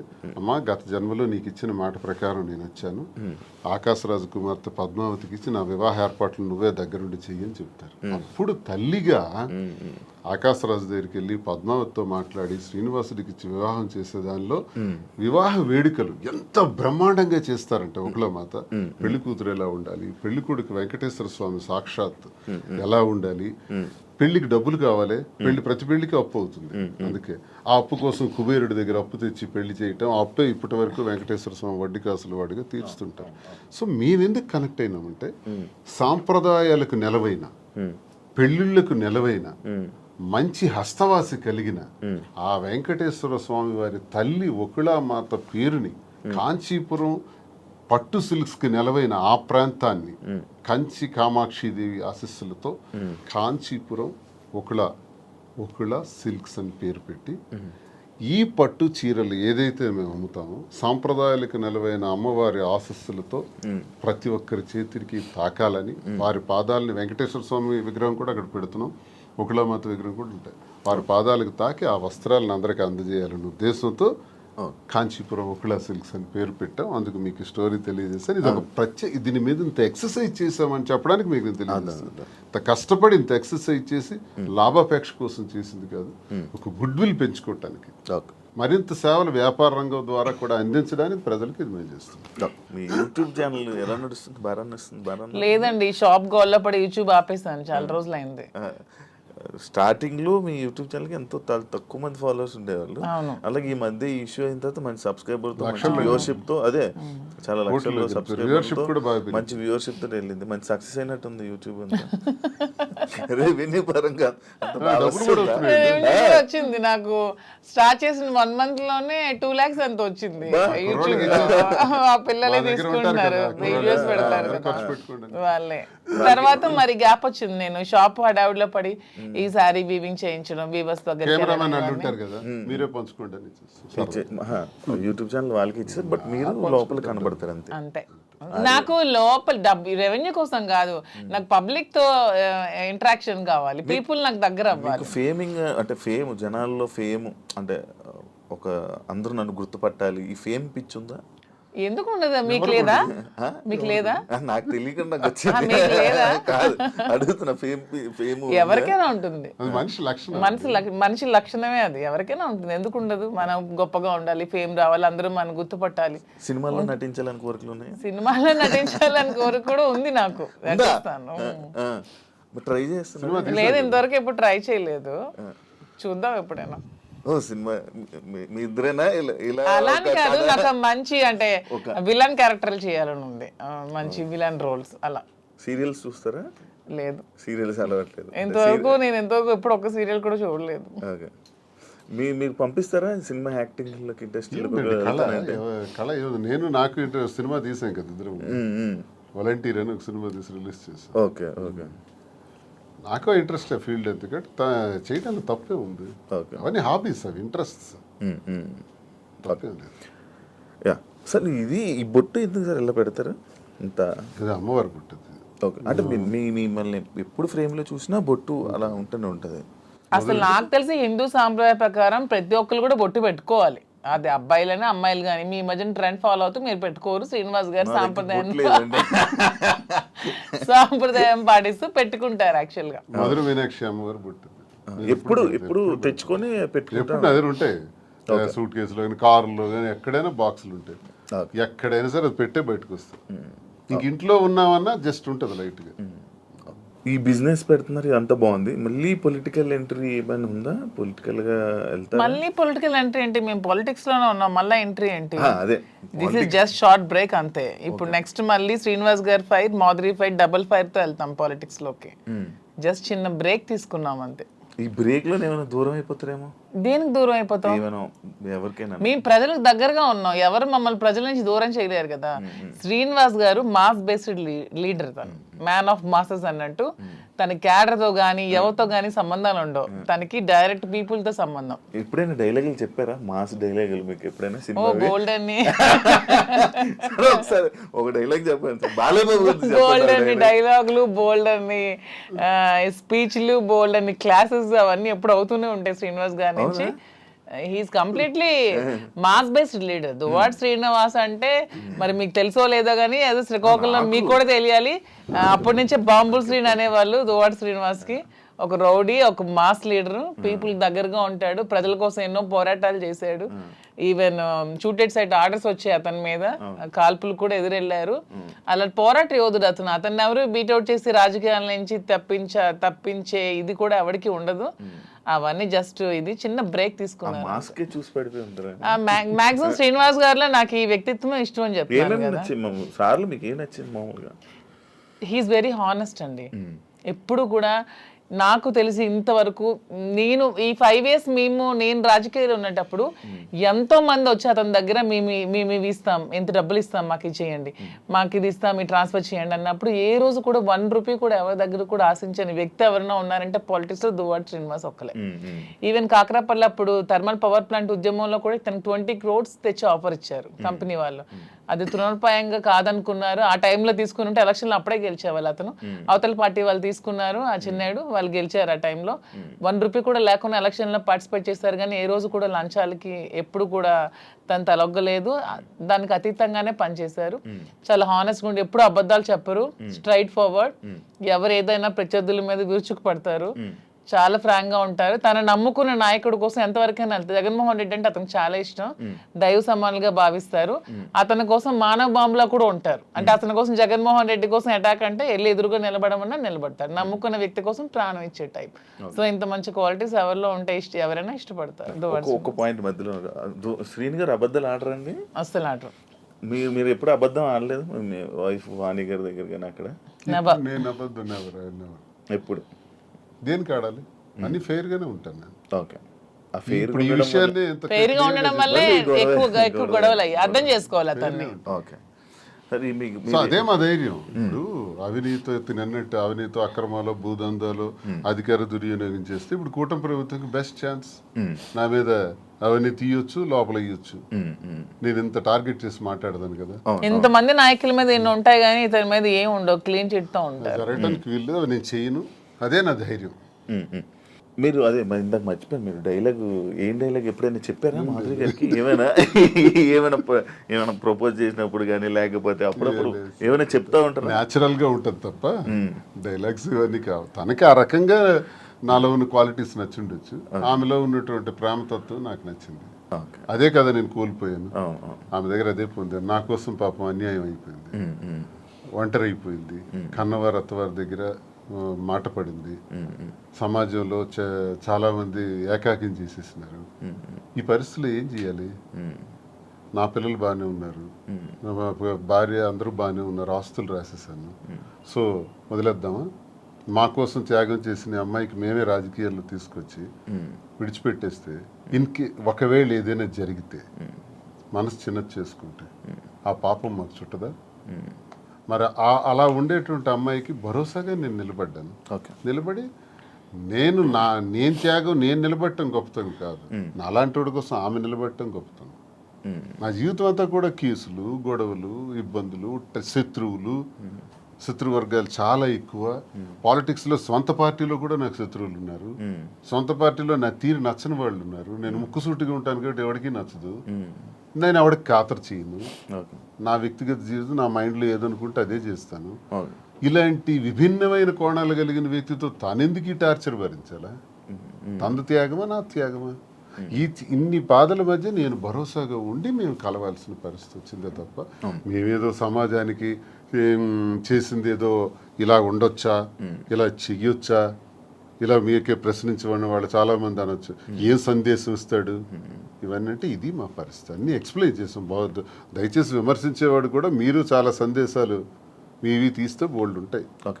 ఇప్పుడు మీ 2 పిల్లల్ని, మీ 3 పిల్లల్ని మేమే చూసుకుంటాం అది అన్నారు. కానీ వాళ్ళు యాక్సెప్ట్ చేస్తారా మీ దగ్గర మా ధర్మం చేస్తున్నారా? మా ధర్మం మాది. ఇప్పుడు చేస్తారు, చేసినా చేయడం చేయకపోయినా వాళ్ళ పిల్లలు ఆల్రెడీ సెటిల్డ్ అండి. ఒక అమ్మాయి, ఇద్దరు అమ్మాయిలు డాక్టర్లు అయిపోయారు. ఒక అమ్మాయికి ఆల్రెడీ మ్యారేజ్ చేస్తారు. ఇంకో అమ్మాయికి మ్యారేజ్ ఉంది. అది కూడా వాణి దగ్గర డబ్బులు అడిగారు. అది కూడా తను ఒప్పుకున్నారు. మ్యారేజ్ చేయడానికి మేము ఫైనాన్షియల్ గా ఇస్తామని చెప్పి అది కూడా ఒప్పుకున్నారు. దాని కూడా నాకు ఏ విధమైన ప్రాబ్లం కూడా లేదు. ఇప్పుడు అందరూ అనుకుంటూ ఉంటారు మాధురి నాశనం చేసింది, మాధురి ఇచ్చేసింది, అది చేసింది అని. ఇక్కడ నాశనం అయిపోయింది, కోల్పోయింది ఎవరు? నేను, నా పిల్లలు. ఈ హోల్ చాప్టర్ లో నేను ఇంతవరకు ఎప్పుడు ఎవరి దగ్గర అనలేదు. కానీ మీ ఐ డ్రీమ్, నా పిల్లలు కోల్పోయారు కదా లైఫ్ ని. నా పిల్లలు అనాథలు అయిపోలేదా? నా పిల్లలు సమాజంలో ప్రాబ్లమ్స్ ఎదుర్కోరా? Vani already 58 years old, 60 years woman. తనకి అన్ని సెటిల్ అయిపోయింది, ఫైనాన్షియల్ గా వెల్ సెటిల్డ్ అయిపోయింది. పిల్లలిద్దరిని పెళ్లిళ్ళు చేసుకుంది. పిల్లలిద్దరు డాక్టర్లు అయిపోయారు. నా పిల్లలు ఇంకా చిన్న 5 years 7 years పిల్లలే. సో ఇందులో కోల్పోయింది ఎవరు? నేను, నా పిల్లలు. అందరూ ఈజీగా అనేవచ్చు ఆస్తులు తీసుకుంది, అవి చేసుకుంది, ఇవి చేసుకుందని. కానీ హోల్ చాప్టర్లో నేను, నా పిల్లలు లాస్ అయ్యాం. ఇందులో లాస్ అయింది శ్రీనివాస్ గారు లాస్ అవ్వలేదు, వాళ్ళ వైఫ్ లాస్ అవ్వలేదు, వాళ్ళ పిల్లలు లాస్ అవ్వలేదు, నా ఫ్యామిలీ, మా హస్బెండ్ వాళ్ళు లాస్ అవ్వలేదు. దీంట్లో నేను, నా పిల్లలు కోల్పోయాం మా జీవితాన్ని. సో ఇది ఎవరు ఏ విధంగా కామెంట్స్ చేసుకోవచ్చు, కానీ నేను ఓపెన్గా చెప్పాలంటే నా పిల్లలు లాస్ అయ్యారు. సో ఆ పిల్లలు నేను చాలా జాగ్రత్తగా తీసుకుంటూ, వాళ్ళు ఉన్నతంగా చదివించుకుంటూ, వాళ్ళు ఉన్నతమైన స్థానంలో పెట్టాలన్న ఆలోచనతోనే నేను ఇవన్నీ కష్టపడుతూ చేస్తున్నాను. దీన్ని ఎవరు ఏ విధంగా తీసుకున్నా ఐ డోంట్ కేర్. ఆయన పరువు లాస్ అయ్యారు అని అంటే ఎవరు? శ్రీనివాస్ గారు పరువు ఎక్కడ లాస్ అయింది? శ్రీనివాస్ గారిని ఎవరు అనట్లేదు. ఇప్పుడు మీరే అన్నారు మాధురియే లాక్కుంది, మాధురియే వశీకరణం చేసింది, మాధురియే మందు పట్టింది అంటున్నారు. కానీ శ్రీనివాస్ గారు మాధురిని వశీకరణం చేశాడు, శ్రీనివాస్ మాధురిని మోసం చేశాడు, శ్రీనివాస్ మాధురిని నమ్మబలికాడని ఎవరు అనట్లేదు కదా. ఎప్పుడు పోతుందంటే దేశద్రోహం చేసిన, అవినీతి చేసిన, ఇంకోటికి తాలూకు ఆస్తులు దోచేసిన, ఇలాంటివి పరుగుపోయాం. అసలు ఇది మా పర్సనల్ ఇష్యూ అండి. పర్సనల్ ఇష్యూకి దీనికి సంబంధం ఏంటి? పర్సనల్ ఇష్యూ మా మానసిక సంఘర్షణ వల్ల మేము తీసుకున్న నిర్ణయాలు. నన్ను క్యారెక్టర్ అసాసినేషన్ చేశారు, నన్ను పొలిటికల్ గా నన్ను ట్రోల్స్ చేస్తున్నారు, నన్ను కామెంట్స్ చేస్తున్నారు, నన్ను కాంట్రవర్సీలో పెడుతున్నారు, ఎన్ని నెగిటివ్ కామెంట్స్ చేస్తున్నారు, నాది కాని వీడియోస్ నేనని పెడుతున్నారు, నాది కాని వాయిస్లు నావని పెడుతున్నారు. ఏ యాక్సిడెంట్ లో ఎన్ని ఒకటా రెండా? ఈ 6-7 నెలలుగా నా మీద ఎన్ని చేయాలన్నది ఎవ్వరికి ప్రపంచంలో ఏ పని లేదన్నట్టు, ఒక్క మాధురియే ఉందన్నట్టు నన్నే అటాక్ చేస్తూ, నన్నే ట్రోల్ చేస్తూ, నన్నే సెంటర్ చేస్తూ, నన్నే టార్గెట్ చేస్తూ ఎంత చేయాలో అంత చేస్తున్నారు. నేను ఏ రోజు పోలీస్ స్టేషన్ మెట్లు ఎక్కానని నాకు తెలియదు, పోలీస్ స్టేషన్ చూసానని తెలియదు. ఈ పొలిటికల్ లైఫ్లోకి వచ్చాక, శ్రీనివాస్ గారి లైఫ్లోకి వచ్చాక స్టేషన్లకు తీసుకెళ్ళి కూర్చోబెట్టారు, ఎన్ని పెట్టారు. సో అన్ని కోల్పోయింది నేను, నా పిల్లలు లాస్ అయ్యాం దీంట్లో. వాణి అని చెప్పొచ్చు ఇంటర్వ్యూల ముందుకు వచ్చి, ఏం కోల్పోయిందో చెప్పమానండి. She is well settled, 58 years 60 years ఆమెకి ఆల్రెడీ తన జీవితం చూసేసింది, లైఫ్ అయిపోయింది, పిల్లలు సెటిల్ అయిపోయారు, హ్యాపీగా ఉంది. తను అదే కోరుకుంది, శ్రీనివాస్ గారి నుంచి దూరంగా వెళ్ళిపోయి నాకు ఇండిపెండెంట్ కావాలని కోరుకుంది. తనకి ఎప్పుడు ఒంటరిగా ఉండటం ఇష్టం, శ్రీనివాస్ గారి దగ్గర బతకడం ఇష్టం. ఎందుకంటే ఆమె ఎప్పుడు కరప్టెడ్. శ్రీనివాస్ గారిని ఎప్పుడు కూడా లంచాలు తీసుకోమని ఫోర్స్ చేస్తుంది, డబ్బు పిచ్చి. ఇతనికి నచ్చదు, అక్కడే మొదలయ్యేది వీళ్ళిద్దరికి గొడవ. ఇతను ఎప్పుడు ఫోర్స్ చేసేది డబ్బులు తీసుకోండి. శ్రీనివాస్ గారు ఎప్పుడు అలాంటివి చేయరు. ఆమె ఎప్పుడు కరప్టెడ్, ఆమె ఎప్పుడు అది చేస్తుంది. శ్రీనివాస్ గారికి ప్రజా జీవితంలో ఉండడం ఇష్టం, ఆమెకి శ్రీనివాస్ గారిని ప్రజలను దూరం చేసి ఆ పదవుల్ని వాణి పొందడం ఇష్టం. ఇవన్నీ కుదరక వాళ్ళు విడిపోయి ఆమె సెటిల్ అయింది, హ్యాపీగా డైవర్స్ కావాలని. సో ఇక్కడ కోల్పోయింది నేను, నా పిల్లలు మాత్రమే. ఇప్పుడు మీ పిల్లలు మీ దగ్గర ఉన్నారా? నా దగ్గర ఉన్నారు, మీతోనే ఉంటున్నారు. శ్రీనివాస్ గారు ఒక్కొక్కటి ఉంది, మీ గుండెల మీద చేసుకొని చెప్పండి. ఇంటి నుండి బయటకు వచ్చారు కదా, భార్య బిడ్డల్ని మిస్ అవుతున్నాను, లేకపోతే నేను చేస్తుందంతా తప్పు అని ఎప్పుడూ మీకు అనిపించలేదా? భార్య అనే వ్యక్తి దగ్గర ఎప్పుడూ నిచ్చెన పోరాటమే. మాకెప్పుడు సుఖం లేదు. నాతో ఉండాలని తను అనుకోవట్లేదు కాబట్టి నేను తనతో ఉండాలని అనుకోవాల్సిన దానిలో అర్థం లేదు. ఇకపోతే పిల్లల్ని ప్రాణప్రదంగా పెంచాం, చదివించాం, నా ధర్మం నేను నిర్వర్తించాను. ఇంకో పాపకు పెళ్ళి ఉంది, అది మేమిద్దరం కలిపి నిర్ణయం తీసుకున్నాం. ఆ పెళ్ళికి సంబంధించిన ఏర్పాట్లు కూడా చేయాలని. They are on the platform నా. చెల్లిన రూపాయి అంటారు.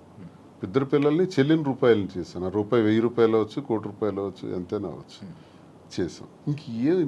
నన్ను వాళ్ళు కోరుకుంటే ఈ పరిస్థితి వచ్చి ఉండేది కాదు. ఇప్పుడు ప్రేమ అన్నదే మనిషిని దగ్గర చేస్తుంది. నేను అనుకుంటే అయిపోదు. ఇంటికి తాళం వేసిన రోజు నేను అదే ఆలోచించాను. ఇంటికి తాళం వేసి 10 రోజులు నాకు కనీసం అవకాశం లేకుండా చేశారు. ఇప్పుడు నేను ఇంటికి తాళాలు తలుపులు విరగ్గొట్టుకుని వెళ్ళొచ్చు. ఇల్లు ఏం చేయాలి? ఎక్కడ కూర్చోమంటారు? ఆత్మాభిమానం చంపుకొని ఆ ఇంట్లో ఎలా ఉండమంటారు?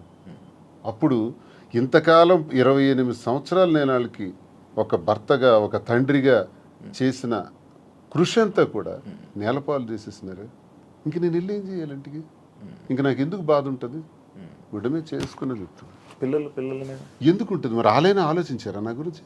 అమ్మ ఒకటే నాన్న ఒకటే అనుకోవాలి, ఆలోచించారా? కాదు, ఒక భార్యని ఎల్ అనే వర్డ్ ఏదైతే ఉందో బూతు, భార్య పిల్లల్ని అలా అందరి ముందు మీడియా ముందు అలా అనడం కరెక్టా? ఎవరన్నారు?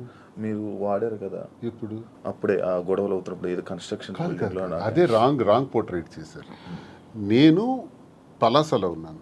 పలాస నుంచి ఇంటికి వచ్చి నాకు తెలిసింది ఏంటంటే ఇంటి మీదకి దాడి చేశారని.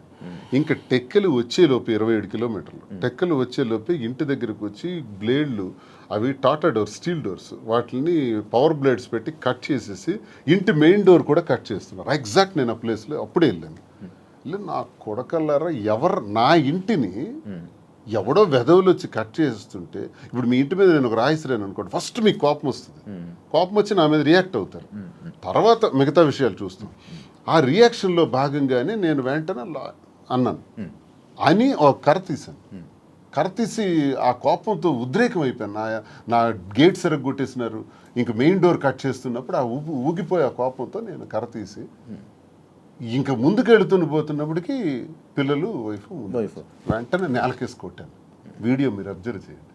అది నేలకేసి కొట్టి 30 రోజుల పాటు లోపల మేడ మీదే ఉన్నాను. మళ్ళీ బయటకు రాలా 30 days. ఎందుకు నేలకేసి కొట్టాలి? ఆ వీడియోలో నేను ఆ ఎల్లని పదం వాడింది ఆ ఇంటి మీద కట్ చేయడానికి వచ్చే వాళ్ళ మీద, వీళ్ళ మీద కాదు. కానీ వాళ్ళ మీదకి నేను వెళ్తుంటే వీళ్ళు ఎదురుగా వచ్చారు. వచ్చినప్పుడు నేలకేసి కొట్టాను. నేలకేసి కొట్టింది కూడా మీరు చూడండి వీడియోలో. ఎందుకు నేలకేసి కొట్టాలి? పైకి తీసింది, పైకి తీసిన కర్ర ఎవరికైనా తగలాలి, ఏదో జరగాలి, తగలలేదే, నేలకెందుకు కొట్టాను? దాని అర్థం వాళ్ళు ఎదురుగా వచ్చారు కాబట్టి, వీళ్ళు మళ్ళీ ఎదురుగా వస్తున్నారు, నేలకేసి కొట్టేశాను. ఆ బాధ వాళ్ళ మీద ఉండే ప్రేమాభిమానాలతోనే నేలకు కొట్టాను. లేకపోతే కర్ర పైకి లేచి ఉండేది. 4 రోజులు నరకమే అనిపించాను ఇంట్లో. రోజుకి 2 ఇడ్లీలు తిని బతికిన రోజులు కూడా ఉన్నాయి. ఎవరు చూస్తారు? ఇంటి దగ్గర ఇళ్ళే సరెండర్ చేసి అచ్చెన్నాయుడు సహాయంతో చుట్టూ పోలీసులుండి ఓడిపోయానని నాకు చేసిన హింసకు ఇవన్నీ అవసరమా అండి? ఆ రోజు ఎక్కడి నుంచి పోవాలి, ఎక్కడున్నా పర్వాలేదు, లుంగీ షర్ట్ గాడు ఇన్ని విమర్శించిన ఆమె ఆఖరిలో ఒక మాట మార్చింది, ఆయన ప్రాణానికి ప్రమాదం ఉందని. మరి ప్రాణానికి ప్రమాదం ఉన్నప్పుడు ఇప్పుడు 4 నెలలు అవుతుంది, నేను ఎక్కడున్నాను చూస్తున్నాను. మరి ఇప్పుడు ప్రాణానికి ప్రమాదం లేదా? ఇంటికి తాళం వేసావు కదా, తాళం వేసి ఈ రోజుకి సుమారు 2 ఏళ్ళు పైన అయిపోయింది కదా, ఇప్పుడు నా ప్రాణానికి ప్రమాదం లేదా? ఈ సడన్గా వచ్చిన వాక్కులే. మరి అంతకుముందు టెక్కల నుంచే పోవాలన్నావు, ఉండకూడదన్నావు. అసలు పరిష్కార మార్గం ఇదా? భార్యాభర్తల మధ్య జరిగే గొడవకి పరిష్కార మార్గం ఇదా? 4 గోళ్ల మధ్య చర్చించుకోవాలి, లేదా పెద్ద మనుషులకు చెప్పాలి, పరిష్కరించుకోవాలి, లేదా కోర్టుకు పోవాలి. మీడియా ఏంటి? ఇంటికి రావడానికి మీడియా ఎందుకు? కార్యకర్తలు ఎందుకు? ప్రజలు ఎందుకు? అంటే రచ్చ చేయడానికి కదా, నన్ను అబాస్పాలు చేయడానికి కదా, నన్ను క్యారెక్టర్ అసాసినేట్ చేయడానికి కదా. అప్పుడు ఎలా కలుస్తారో చెప్పండి. కానీ ఈ ఇష్యూ అప్పుడు ప్రేమాభిమానాలు ఎందుకు ఉంటాయో నాకు చెప్పండి ఒకసారి. ఈ మ్యాటర్ని మీరు ఏదో రాజకీయం చేసినట్టు ఇప్పుడు మాటల్లోనే అర్థమవుతుంది. అంటే అచ్చెన్నాయుడు గారు ఎందుకు వచ్చారు ఈ ఇష్యూ? మరి అచ్చెన్నాయుడు సహాయం లేకపోతే పోలీసులు వచ్చి అక్కడ ఆవిడకి ఎందుకండి అంటే ఇంటికి ఒక ముందు lady- అలా కాదు శివ గారు, ఒక్క నిమిషం అండి. ఈ ఇంటికి రాకముందే మేము ఏ ఇల్లు అయితే కట్టుకొని మా ఇద్దరం ఇంట్లో ఉంటున్నామో, ఈ ఇంటికి ముందు 1 year ముందే ఆవిడ డైవర్స్ కావాలని ఎదురు సెటిల్మెంట్ కోరుకుని ఎదురు సెటిల్మెంట్ అయిపోయింది. ఆమె డైవర్స్ కావాలని అడిగింది. శ్రీనివాస్ గారు పాపం పిల్లల కోసం ఆలోచించి డైవర్స్ వద్దు అది ఇది అని చెప్పినా సరే ఆమె ఏమీ వెనుకునే డైవర్స్ కావాలని 2023లో అడిగింది ఆమె. మేము 2024లో ఈ హౌస్ కన్స్ట్రక్షన్ చేసుకొని మా ఇద్దరం కలిసి ఇంట్లో ఉంటున్నాం. అది ఆమెకు కూడా తెలుసు. ఆమెకు తెలిసే ఫైనాన్షియల్ సెటిల్మెంట్ కోరింది. ఫైనాన్షియల్ సెటిల్మెంట్ కూడా చేసాం. ఎవ్రీ మంత్ డబ్బులు అడిగింది, అవి కూడా ఇచ్చాం. మొత్తం అన్ని చేసింది. సో ఎప్పుడు జరిగింది ఇది? 1 year ముందు జరిగితే 2024లో వచ్చి ఆమె ఇల్లు దగ్గరికి వచ్చి గొడవ చేయడం ఏంటి? సో ఇది కూటమి ప్రభుత్వం ఈ అచ్చెన్నాయుడు సపోర్ట్ కాదంటారా? మరి ముందు ఆమె డైవర్స్ కావాలని అడిగిన ఆమె ఇప్పుడు ఎందుకు వచ్చి ఇల్లు బ్రేక్ చేస్తుంది? మేము కట్టుకుని ఇల్లు ఆమెకి ఎందుకు కావాలి ఇప్పుడు? ఆ రాత్రి పోలీసులతో పాటు తెలుగుదేశం కార్యకర్తలు ఇంటి దగ్గరికి వచ్చారు. నేను ఒక ఎమ్మెల్సీగా ఉన్నాను కదా, దేనికి వచ్చారు అసలు? ఇంకో విషయం, నాకు హయ్యర్ అఫీషియల్ నాకు చెప్పాడు పోలీసులు, సార్ మీరు మొన్న కర్ర తీశారు, మీకు ఆ కర్ర తీసినందుకు 307 పెట్టమన్నారు సార్. 307 పెట్టి చేయమన్నారు. మేము ఎలా చేస్తాం, 307 పెట్టలేము. 307 పెట్టాలంటే వూండ్ ఉండాలి, గాయం లేదు. గాయం లేకుండా మేము 307 పెట్టలేమని చెప్పేసినాం. కానీ మీ మీద మళ్ళీ 307 పెట్టమని ప్రెజర్ ఇచ్చారు. మళ్ళీ same situation second time repeat అయితే 307 మీ మీద పెట్టక తప్పదు, మీరు జైలుకి వెళ్ళక తప్పదు. ఎందుకు ఈ మాట అన్నారో తెలుసా? నాకు 307 పెట్టి లోపలికి పంపిస్తే ఎంటర్ అయిపోతారు ఇంట్లో. మరి ఆ పెద్ద అఫీషియల్ నాకు చెప్పాడు, నేను ఒక ఎమ్మెల్సీగా ఉన్నది, పేరు చెప్పకూడదు, గవర్నమెంట్ అఫీషియల్. అంటే ఏ ధైర్యంతో చెప్పాడు? 307 పెట్టే ధైర్యం చెప్పమంది ఎవరు? ఆ పేరు కూడా చెప్పాడు, అచ్చెన్నాయుడు పెట్టమన్నాడు అని, చెప్పమన్నాడు అని. మరి అచ్చెన్నాయుడు ఇన్వాల్వ్మెంట్ నా మీద, భార్య టెక్కల నుంచి పంపిస్తుంది కాబట్టి సపోర్ట్ చేశాడు అచ్చెన్నాయుడు. 2023లో ఆమె డైవర్స్ అడిగింది, చూడండి 24లో ఇంటికి వచ్చి గొడవ చేసింది. ఓకే. అదంతా ప్లాన్డ్ గా చేసిన drama. 23 August 29th August 23 29th. మీరు ఇప్పుడు 24th గురించి మాట్లాడుతున్నారు. 24 ఆగస్ట్ గురించి మీరు మాట్లాడుతున్నారు. ఇదే ఆగస్ట్ 29th నాకు ఇంటి నుంచి వచ్చినటువంటి message, never and ever dare to speak with me, never and ever dare to mention me as your wife in any interview, because we both don't want to have relation anymore. You only mention my name, and I am also not to mentioning you as my husband. I want divorce. అని first తానే. అది 2023. Okay. ఈ గొడవ 2024. 2022లోనే గొడవలు జరిగాయి. 2022 నుంచి మా ఇద్దరం కలిసే ఉన్నాం. She know everything. తను మీరు ఇద్దరు కలిసి ఉండండి, నాకు అనవసరం, నాకు టికెటే కావాలని చెప్పి కోరుకుందామె. అలాగని టికెట్ కూడా ఇచ్చేసారు శ్రీనివాస్ గారు. అయినా సరే ఆమె నిలబెట్టుకోలేకపోతే పార్టీ మళ్ళీ శ్రీనివాస్ గారు టికెట్ ఇచ్చింది. సో మా రాష్ట్ర ప్రజల దౌర్భాగ్యం, వాళ్ళ కర్మ చేసుకొని జగన్ చెప్పండి అని అంటే అనుకుంది కాబట్టి ఇవన్నీ జరిగాయి అంటున్నాను. లేకపోతే మా మధ్య ఇవన్నీ ఉండేవి కావు. చెప్తున్నా, ఆమె చేసిన దానికి ఇవన్నీ జరిగాయి. ఆమె ఏదో ఏడుస్తూ ఉంటే నమ్మేస్తున్నారు జనాలు. వాణి ఏదో నష్టపోయింది అనుకుంటే, వాణి షీఈస్ వెరీ వెరీ హ్యాపీ. నన్ను బయటకు పుష్ చేయడం వల్ల షీఈస్ ఫీలింగ్ వెరీ హ్యాపీ. అది చాలా మందికి తెలియదు. ఇప్పుడు మీకు ఇప్పుడు వెళ్తారు కదా మీ ఊరు, మీ ఇల్లు కట్టుకున్నట్టుగానే ఉంటాం. మేము కట్టుకున్న ఇంట్లో ఉంటాం. మీరు కట్టుకున్న ఇంట్లోనే ఉంటున్నాము. ఓకే. హ్యాపీగా ఉన్నారు. వాళ్ళకి ఏ నష్టం సార్? వాళ్ళకి ఏముంది? వాళ్ళకి నష్టమే ఉంది. దేనికి లోటు ఉంది? వాళ్ళకి నష్టం ఉంటుంది. అన్ని సెటిల్డ్ కదా. ఓకే. నాకు ప్రాబ్లం ఉంది. ఇప్పుడు నా బండి ఎలా నడపాలి, ఇప్పుడు ఆ పాపకని, రెండో పాపకని పెళ్లికి సంబంధించి, ఇప్పుడు నా నష్టపోయిన ఈ 3 పిల్లలకు సంబంధించి ఈ వ్యాపారాలు, ఈ ఒత్తిళ్ళు ఇప్పుడు నాకున్నాయి తప్ప వాళ్ళకే ఉంది. తనకేముంది చెప్పండి? ఆ వద్దనుకుంటున్నాను, ఫ్రీగా ఉంది. డన్. Thank you. నేను ఇప్పుడు మీ రాజకీయం మీరు వదిలేసేయండి, మీ బిజినెస్ మ్యాన్ అని, కానీ మీరు కూడా రాజకీయం వదిలేసి ఇప్పుడు మీరు 2022లో మీరిద్దరు ప్రేమికులుగా ఎలాగ ఉన్నారు అలానే ఇప్పుడు నా ముందు ఉండండి కాసేపు. ఇప్పుడు ఈ దేని గురించి మనం మాట్లాడట్లేదు. Actually interview February 14th lovers day. మీరు ఇప్పుడు ప్రేమికులే కదా? February 14th ప్రేమికులం కాదు, మేము ప్రతిరోజు ప్రేమికులం. అందుకే ఇప్పుడు కూడా ఈ February 14th వస్తుంది కాబట్టి, ఇది February 14th స్పెషల్ కాబట్టి మీకు కొన్ని ఉన్నాయి. అంటే మీకు rose day, teddy day, chocolate day లాంటివి తెలుసా? ఐడియా ఉంది కదా? వ్యాలంటైన్స్ డే గురించి కూడా ఉంది కదా. ఏం సార్? అసలు చాలా మందికి దీని మీద అపోహలు కూడా ఉన్నాయి. 270 క్రీస్తు పూర్వం, బిఫోర్ క్రీస్తు, అంటే ఇంచుమించు ఆల్మోస్ట్ 2700 సంవత్సరాల క్రితం రోమ్లో ఒక వ్యాలంటైన్ అని ఒక ప్రవక్త ఉంటాడు. ఆయన ఏం చేశాడంటే కొత్తగా ప్రేమ పాఠాలు, ప్రేమ వివాహాల గురించి చెప్పడం ప్రారంభించాడు. ఆ రోమ్ నగరానికి, దేశానికి రాజు అయినటువంటి క్లాడియస్ ఏంటంటే ఇలాంటి ప్రేమ పాఠాలు చెప్తున్నాడు, వీడికి చంపాలి అని కొంచెం కోపం పెంచుకుంటాడు. ఇదే టైంలో క్లాడియస్ కూతురు ఇతను లవ్ చేస్తుంది, ఆయన ప్రేమ పాఠాలు విని, ఎవరిని, వ్యాలంటైన్స్. అప్పుడు రాజు ఏమిటంటే ఆయన్ని చంపేస్తాడు, అంటే హ్యాంగ్ చేస్తాడు. అదే February 14th. అక్కడికి 20 సంవత్సరాల తర్వాత గెలాషియస్ అనే మరో ప్రవక్త, ఇది చాలా గొప్ప రోజు, ఇది మనకి ప్రేమతత్వాన్ని నేర్పించారు వ్యాలంటైన్. ప్రేమ అంటే తల్లి తండ్రులు పిల్లలకి మధ్యన ఉండేది, అక్క చెల్లెల మధ్యన ఉండేది, అన్నదమ్ముల మధ్యన ఉండేది ప్రేమ. ఆ ప్రేమకు అర్థం ఉంది, ఆ ప్రేమకి రిలేషన్ ఉంది. కానీ స్నేహితుల మధ్య ఉండే ప్రేమ, ఒక ఆడామగ మధ్య ఉండే ప్రేమ, దానికే రిలేషన్ ఉంది. ఆ తత్వం గురించి తెలియజేశాడు ఆ ప్రవక్త వ్యాలంటైన్. కానీ ఆయనకు గురేశారు. అలాంటి వ్యాలంటైన్కి ఉరేయటం వల్ల అతను గొప్పవాడు, గొప్ప ప్రవక్త, ప్రేమతత్వం నేర్పిన ప్రవక్త కాబట్టి ఆయన రోజుని నేను ప్రేమికుల రోజుగా నిర్ణయిస్తానని గెలాసియస్ అనేటటువంటి మరో కింగ్ దాన్ని డిసైడ్ చేస్తాడు. సో ఇప్పుడు వరకు కొన్ని దేశాలు దీన్ని అంగీకరిస్తారు, కొన్ని ప్రాంతాలు వ్యతిరేకిస్తారు, అపోహలు పెట్టుకుంటారు. జరిగిన కథ ఇది. సో దీనివల్ల మనం నేర్చుకోవాల్సింది ఏంటంటే ఈ ప్రేమతత్వాన్ని ప్రతి వ్యక్తిలో కూడా ఉండాలి. స్నేహితుల మధ్య ఉండాలి, కుటుంబాల మధ్య ఉండాలి, భార్యాభర్తల మధ్య ఉండాలి.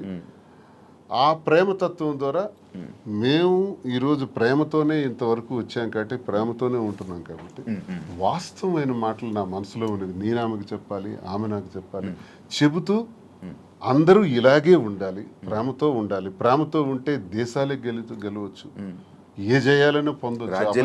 రాజ్యాలే ప్రేమ లేకపోతే రాజ్యాలు కోల్పోతాం, ప్రేమ ఉంటే రాజ్యాలే గెలవచ్చు. ఒక్క మాటతో, ప్రేమతో, ప్రేమపూరితమైన మాటతో అన్నీ గెలవచ్చు. కాబట్టి ప్రేమతత్వాన్ని పెంచుకోవాలని వ్యాలంటైన్స్ డే చెప్పిన ఈ రోజుని ఒక 10 రోజుల పండగగా, 5 రోజుల పండగగా, 3 రోజుల పండగగా చేసుకుంటారు. అదే మీరు ఇప్పుడు చెప్పిన టెడ్డీ అని. అది ప్రేమ గురించి ఎప్పుడు తెలుసుకున్నారు? అంటే ఉన్నప్పుడు చదువుకున్నారా? లిటరేచర్ కదా బేసికల్ గా. నేను MA English literature and law student. ఇవన్నీ చదువుకో. మహాభారతం చదివాను, రామాయణం చదివాను, భాగవతం చదివాను.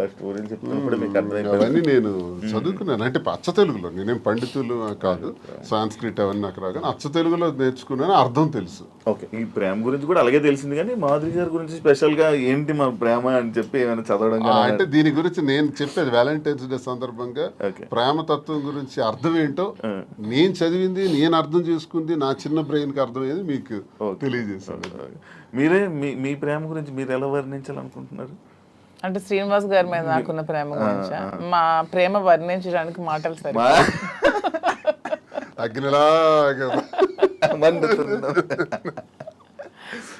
ఇప్పుడు నేను ఈ రోజు వరకు ఎప్పుడు నా జీవితంలో వ్యాలంటైన్స్ డేకి ఈ డేస్ ఏవైతే ఉంటాయో అది నాకు ఎక్స్పీరియన్స్ లేదు. బట్ నేను ఎప్పుడు చూడలేదు. అంటే ఎలా ఇచ్చుకుంటారు, ఎలా మాట్లాడుకుంటారు, నేను ఉండేది అవన్నీ అయిపోయాయి సార్. కానీ ఇప్పుడైతే ఏం లేదు, ఖాళీ. ప్రేమ ఉండాలి జీవితంలో. దొరకట్లేదు సార్. నేను ప్రేమనిస్తున్నాను. చూడండి, ఎవరైనా శివన్ మీరు ఎప్పుడైతే ప్రేమిస్తారో గ్యారంటీగా ప్రేమించే వ్యక్తులు దొరుకుతారు. ఈ రోజు మీకు చెప్తాను, నేను అందరికీ ప్రేమనిస్తున్నాను సార్. అంత ప్రతి ఒక్కరిని ప్రేమిస్తున్నాను. కానీ నన్ను ఎవరు ప్రేమిస్తారు? అది వెయిటింగ్ సార్. నాకు కూడా ఏదో ఒక రోజు అలాగా చీకట్లో నుంచి కూర్చున్నప్పుడు గెంతుకుంటూ అలా ఎప్పుడైనా వస్తారేమో వెయిటింగ్. యా, రోజ్ డే కాబట్టి ఒకరికొకరు రోజు ఇచ్చుకోండి. ఫస్ట్ రోజు ఇచ్చేసుకోండి. మీ దగ్గర ఉన్నాయి. ఇప్పుడు నేను ఈ ఎవ్రీడే ఏదైతే రోజ్ డే ఉందో, propose day, chocolate day, teddy day, promise day, మీలా నేను చూడకుండా చెప్పలేకపోతున్నాను. చూసారా? అంటే అంత ఎక్స్పీరియన్స్ లేదు నాకు. ఇవన్నీ మీరు ఇప్పుడు ఇవన్నీ మీరు చేసుకుంటే నేను చూసి ఆడియన్స్ కూడా చూస్తారు. అండ్ మీ ప్రేమని మీరు ఇప్పుడు ఈ ఇంటర్వ్యూ ద్వారా తెలియజేసుకోండి ఒక్కొక్కరు. ఓకేనా? ఫస్ట్ రోజ్ డే మీ స్టైల్లో మీరు ఇవ్వాలి. మీ స్టైల్ సింపుల్గా ఇచ్చేసుకోవడం కాదు, ఒక ప్రపోజల్. ఓకే, మాకు ఎవరికి సంబంధం లేదు. క్యారెక్టర్లోకి వెళ్ళిపో. Raju, thank you. I love you too. Thank you Raju. Rose day, అబ్బా ఎంత చక్కగా రోజ్ ఎక్స్చేంజ్ చేసుకున్నారో. ప్రపోజ్ చేయండి మంచిగా. నాకు అది కాదు, ఐ లవ్ యూ కాకుండా ఏమైనా చెప్పాలనుకుంటున్నది ఏమైనా ఉందా? ప్రపోజ్ డే రాజా, ప్రేమ అంటే ఒకరికొకరు సుఖంలో సంతోషంలో ఉండడం కాదు, కష్టంలో ఉండడమే అసలైన ప్రేమ అని మా ఇద్దరం చాలామందికి నిరూపించుకున్నాం. సో ఈ ప్రేమ ఇలాగే లైఫ్ లాంగ్ కొనసాగాలని. కష్టాలు అనేవి టెంపరీ, లైఫ్లో అన్నీ వస్తూ ఉంటాయి. సో మన లైఫ్లో కూడా మంచి రోజులు వస్తాయని నమ్ముతున్నాను. సో ఇలాగే మన లైఫ్ లాంగ్ ఇద్దరు ప్రేమిస్తూ ఇలాగే హ్యాపీగా ఉండాలని కోరుకుంటూ ఈ ప్రపోజ్ డే రోజు నీకు ఐ లవ్ యూ చెప్తున్నాను. ఐ లవ్ యూ రాజా. చాలామంది జీవితంలో ఆశయాలు, కోరికలు ఉంటాయి. అవి సాధించాలనుకునేటప్పుడు వచ్చే అవాంతరాల వల్ల అరే నాకు ఇది కాలేదే, నేను అనుకున్నది జరగలేదని వెంటనే ఒక రకమైన డిప్రెషన్లోకి పోయి ఆత్మహత్యలకి, జీవితాలు త్యజించడానికి రెడీ అవుతున్న వాళ్ళ గురించి నేనేం చెప్తున్నానంటే ఈరోజు ప్రేమతో ఏదైనా సాధించవచ్చు, ఎటువంటి విజయాలైనా సాధించవచ్చు. మేమిద్దరం ఇన్ని కష్టాల మధ్య, మాది ఆత్మహత్యా సదృశ్యమే, సామాన్యమైన విషయం కాదు, కానీ ఎన్ని కష్టాల మధ్య, ఎన్ని హడిల్స్ మధ్య, ఇన్ని ఇష్యూస్ మధ్య ఎదుర్కొంటూ సమాజంలో మళ్ళీ నిలదొక్కుంటూ నిలబడగలుగుతున్నామంటే ప్రేమే కారణం. మన ఇద్దరి తాలూకా ఈ స్నేహం, ఈ ప్రేమ శాశ్వతం. సూపర్. చాక్లెట్ డే అన్ని డేస్ మీతో ఇప్పుడే ఇప్పుడు ఎక్స్పీరియన్స్ అవ్వలేదు కదా మీరు కూడా ఎప్పుడు? యా, చాక్లెట్ డే నాకు హార్ట్. ఇప్పుడు మీ ఇద్దరు ఆ చాక్లెట్ని ఓపెన్ చేసుకొని ఆ హార్ట్ అందులో ఒక చాక్లెట్ ఇద్దరు పంచుకొని షేర్ చేసుకొని ఒకరు నోరు ఒకరు తీప్ చేసుకోండి. వ్యాలంటైన్స్ డే సందర్భంగా ఈరోజు chocolate day. Very good. Hot.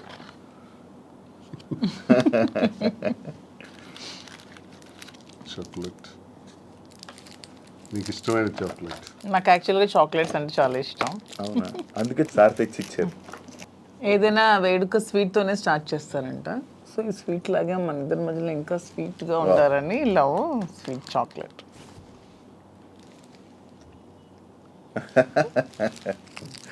మన ఇంటర్వ్యూ ద్వారా మీకు అన్ని డేస్ అయిపోతున్నాయి. వ్యాలంటైన్ వీక్ అయిపోయింది. ఇప్పుడు టెడ్డీ డే. రాజు, వ్యాలంటైన్స్ డే సందర్భంగా ఈ టెడ్డీ బేర్ ఇది నీలాగే ఉంది, నీ మైండ్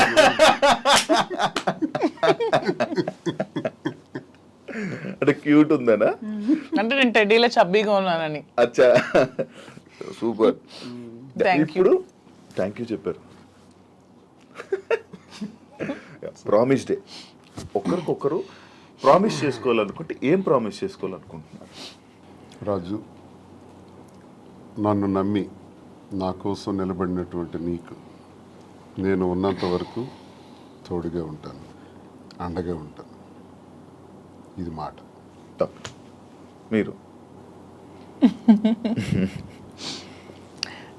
ఇది ఇప్పుడు చాలా మంది ప్రిడిక్షన్స్ అని ఎవరెవరో జ్యోతిష్య శాస్త్రాలు అంటే ఎవరెవరో చెప్తున్నారు మన ఇద్దరం ఏదో కష్టాలు వస్తున్నాయని, వీళ్ళు త్వరలో విడిపోతారని, ఏవో మన ఇద్దరి మధ్యన ఊహాగానాలు. వాటికి అతీతంగా ఒకటే సమాధానం చెప్తున్నాను, జీవితాంతం నా ప్రాణం పోయేంత వరకు ఈ చేయి విడవనని ప్రామిస్ చేస్తాను. సూపర్. ఇప్పుడు అసలేం టాస్క్. ఒకసారి నిల్చుంటారా? Hug day. హగ్ చేసుకొని ఏం చెప్పుకోవాలనుకుంటే హగ్ చేసుకోండి. నాకు ఎంత స్ట్రెస్ ఉన్నా సరే, ఎవరికైనా సరే ఎంత స్ట్రెస్ ఉన్నా, మన లైఫ్లో ఒక రైట్ పర్సన్ ఉన్నప్పుడు అతన్ని హక్ చేసుకుంటే ఆ స్ట్రెస్ అంతా పోతుందని నేను నమ్ముతున్నాను. రాజా హక్ చేసుకున్నప్పుడు నాకు కూడా అలాగే స్ట్రెస్ అంతా పోతుంది. సరే, ఇప్పుడు కిస్ డే. మీరు కిస్ చేస్తూ చెప్పండి మీ stress. Okay, super. Last but not least లాగా వ్యాలంటైన్స్ డే ఏం చేసుకోవాలనుకుంటున్నారు? వ్యాలంటైన్స్ డే రోజు ప్రేమని ఇద్దరి మధ్య ఉండే ప్రేమకే చిహ్నం వ్యాలంటైన్స్. ప్రతి ఒక్కళ్ళు కూడా ప్రేమతత్వంతో ఉండాలని, సంతోషంగా ఉండాలని ఈ వ్యాలంటైన్స్ డే రోజు అందరికీ కూడా నేను కోరుకుంటూ హ్యాపీ వ్యాలంటైన్స్ డే. సూపర్. ఫైనల్గా ఆడియన్స్కి, తెలుగు ప్రేక్షకులకి ఏం చెప్పాలనుకుంటున్నారు? మీ బిజినెసెస్ గురించి కానీ, మీ లైఫ్ గురించి కానీ, మీ జర్నీ గురించి కానీ. మా జర్నీ కోసం అందరికీ తెలుసు, చాలా మంది నా జర్నీ కోసం తెలుసుకున్నారు, నన్ను కూడా ట్రస్ట్ చేశారు కాబట్టి నన్ను కలవాలని చాలా మంది తహతాలు ఆడుతున్నారు. చాలా మంది కూడా అక్క మీ ధైర్యం ఉండుంటే మీ లైఫ్లో చాలా బాగుండే వాళ్ళని చాలా కోల్పోయామని నాకు చాలా మంది డైరెక్ట్ మెసేజెస్ కూడా పెడుతున్నారు. చాలా మంది నన్ను కలవాలని, వాళ్ళ ప్రాబ్లమ్ షేర్ చేసుకోవాలని చెప్తున్నారు. నేను ఒకటే చెప్దాం అనుకుంటున్నాను, మన నిజంగా మనకు నమ్మి వచ్చిన వాళ్ళకి, ఇప్పుడు శ్రీనివాస్ గారు నన్ను నమ్మారు, నేను శ్రీనివాస్ గారిని నమ్మాను. సో ఎటువంటి కష్టాలు వచ్చినా, ఎటువంటి హడ్డల్స్ వచ్చినా ఇవన్నీ ఫేస్ చేస్తూ లైఫ్ లాంగ్ అలాగే కలిసి ప్రేమతో ఉండాలని నేనైతే అనుకుంటున్నాను. సో అలాగే మేము కూడా అలాగే ఉన్నాం. వ్యాలంటైన్స్ డే సందర్భంగా మాధురి కోరిక మేరకు ఈ ఫ్యాషన్ ఫీల్డ్లోకి ఎంటర్ అవుతున్నటువంటి సందర్భంగా ఆమె ప్రారంభిస్తున్నటువంటి కాంచీపురం ఒకుళ సిల్క్స్ ఈ వ్యాపారంలో అందరూ ఆశీర్వదించాలని, ప్రేమతో ఆమెను కోరినటువంటి కోరికకు నేను కూడా ప్రేమతో పూర్తిగా ఆమెకు సహకరిస్తున్నటువంటి ఈ వ్యాపారం ఉంది. ప్రతి ఒక్కరి ఆశీస్సులు సహకారం ఉండాలని, అందరూ ఆమెకు ఆశీర్వదించాలని, ఈ వ్యాపారం అందరు మనసులకు నచ్చే విధంగా, అందరు మన్ననలు పొందే విధంగా, కస్టమర్ తాలూకా సంతోషం ఒక బాధ్యతగా తీసుకొని తను చేస్తున్నటువంటి వ్యాపారానికి సహకరించాలని ప్రతి ఒక్కరికి మీ ద్వారా అండ్ మెయిన్లీ కాంచీపురం వక్లా సిల్క్స్ మా కోసమే కాదు, మీకోసం కూడా. మీరే మా బ్రాండ్ అంబాసిడర్స్. మీకోసమే నేను పెడుతున్నాను, మీకు దగ్గర అవ్వాలని. మీరందరూ నా షాప్ విజిట్ చేయండి, అప్పుడు మీరే అనుకుంటారు ఎస్ మాధురి మా కోసమే పెట్టిందని. ఆ నమ్మకంతోనే మీరు వెళ్తారని గ్యారంటీ అయితే నేను ఇస్తున్నాను. మార్చి 3వ తారీఖున ప్రారంభం అవుతున్నటువంటి ఈ శుభారంభానికి అందరూ రావాలని ప్రతి ఒక్కరిని పేరు పేరున మీ ఐ డ్రీమ్ ఛానల్ ద్వారా అందరికీ కోరుకుంటున్నాను. Thank you so much Srini గారు అండ్ మాధురి గారు ఇంటర్వ్యూ ఇచ్చినందుకు, మీ ప్రేమను మాతో షేర్ చేసుకున్నందుకు, అండ్ మీ విషయాల్ని, మీ పర్సనల్ విషయాలను కూడా మాతో షేర్ చేసుకున్నందుకు thank you so much. And మీరు ఇంకా ఇలానే హ్యాపీగా ఉండాలని, మీరు పెట్టబోతున్న ఈ ఏదైతే బిజినెస్ ఉందో అది కూడా మంచి సక్సెస్ అవ్వాలని మనస్ఫూర్తిగా కోరుకుంటూ, అందరూ ప్రేక్షకులు, అందరూ ఆడియన్స్ మొత్తం ఎవరైతే ఉన్నారో జనాలు అందరూ వెళ్ళి మీ శారీస్ ఒకసారి చూసి నచ్చితే తీసుకోవాలని మనస్ఫూర్తిగా కోరుకుంటూ thank you so much. Thank you so much. చూసారు కదా ఇంటర్వ్యూ. ఇంకొక గెస్ట్తో మళ్ళీ మేము ముందుకు వస్తా. అంతవరకు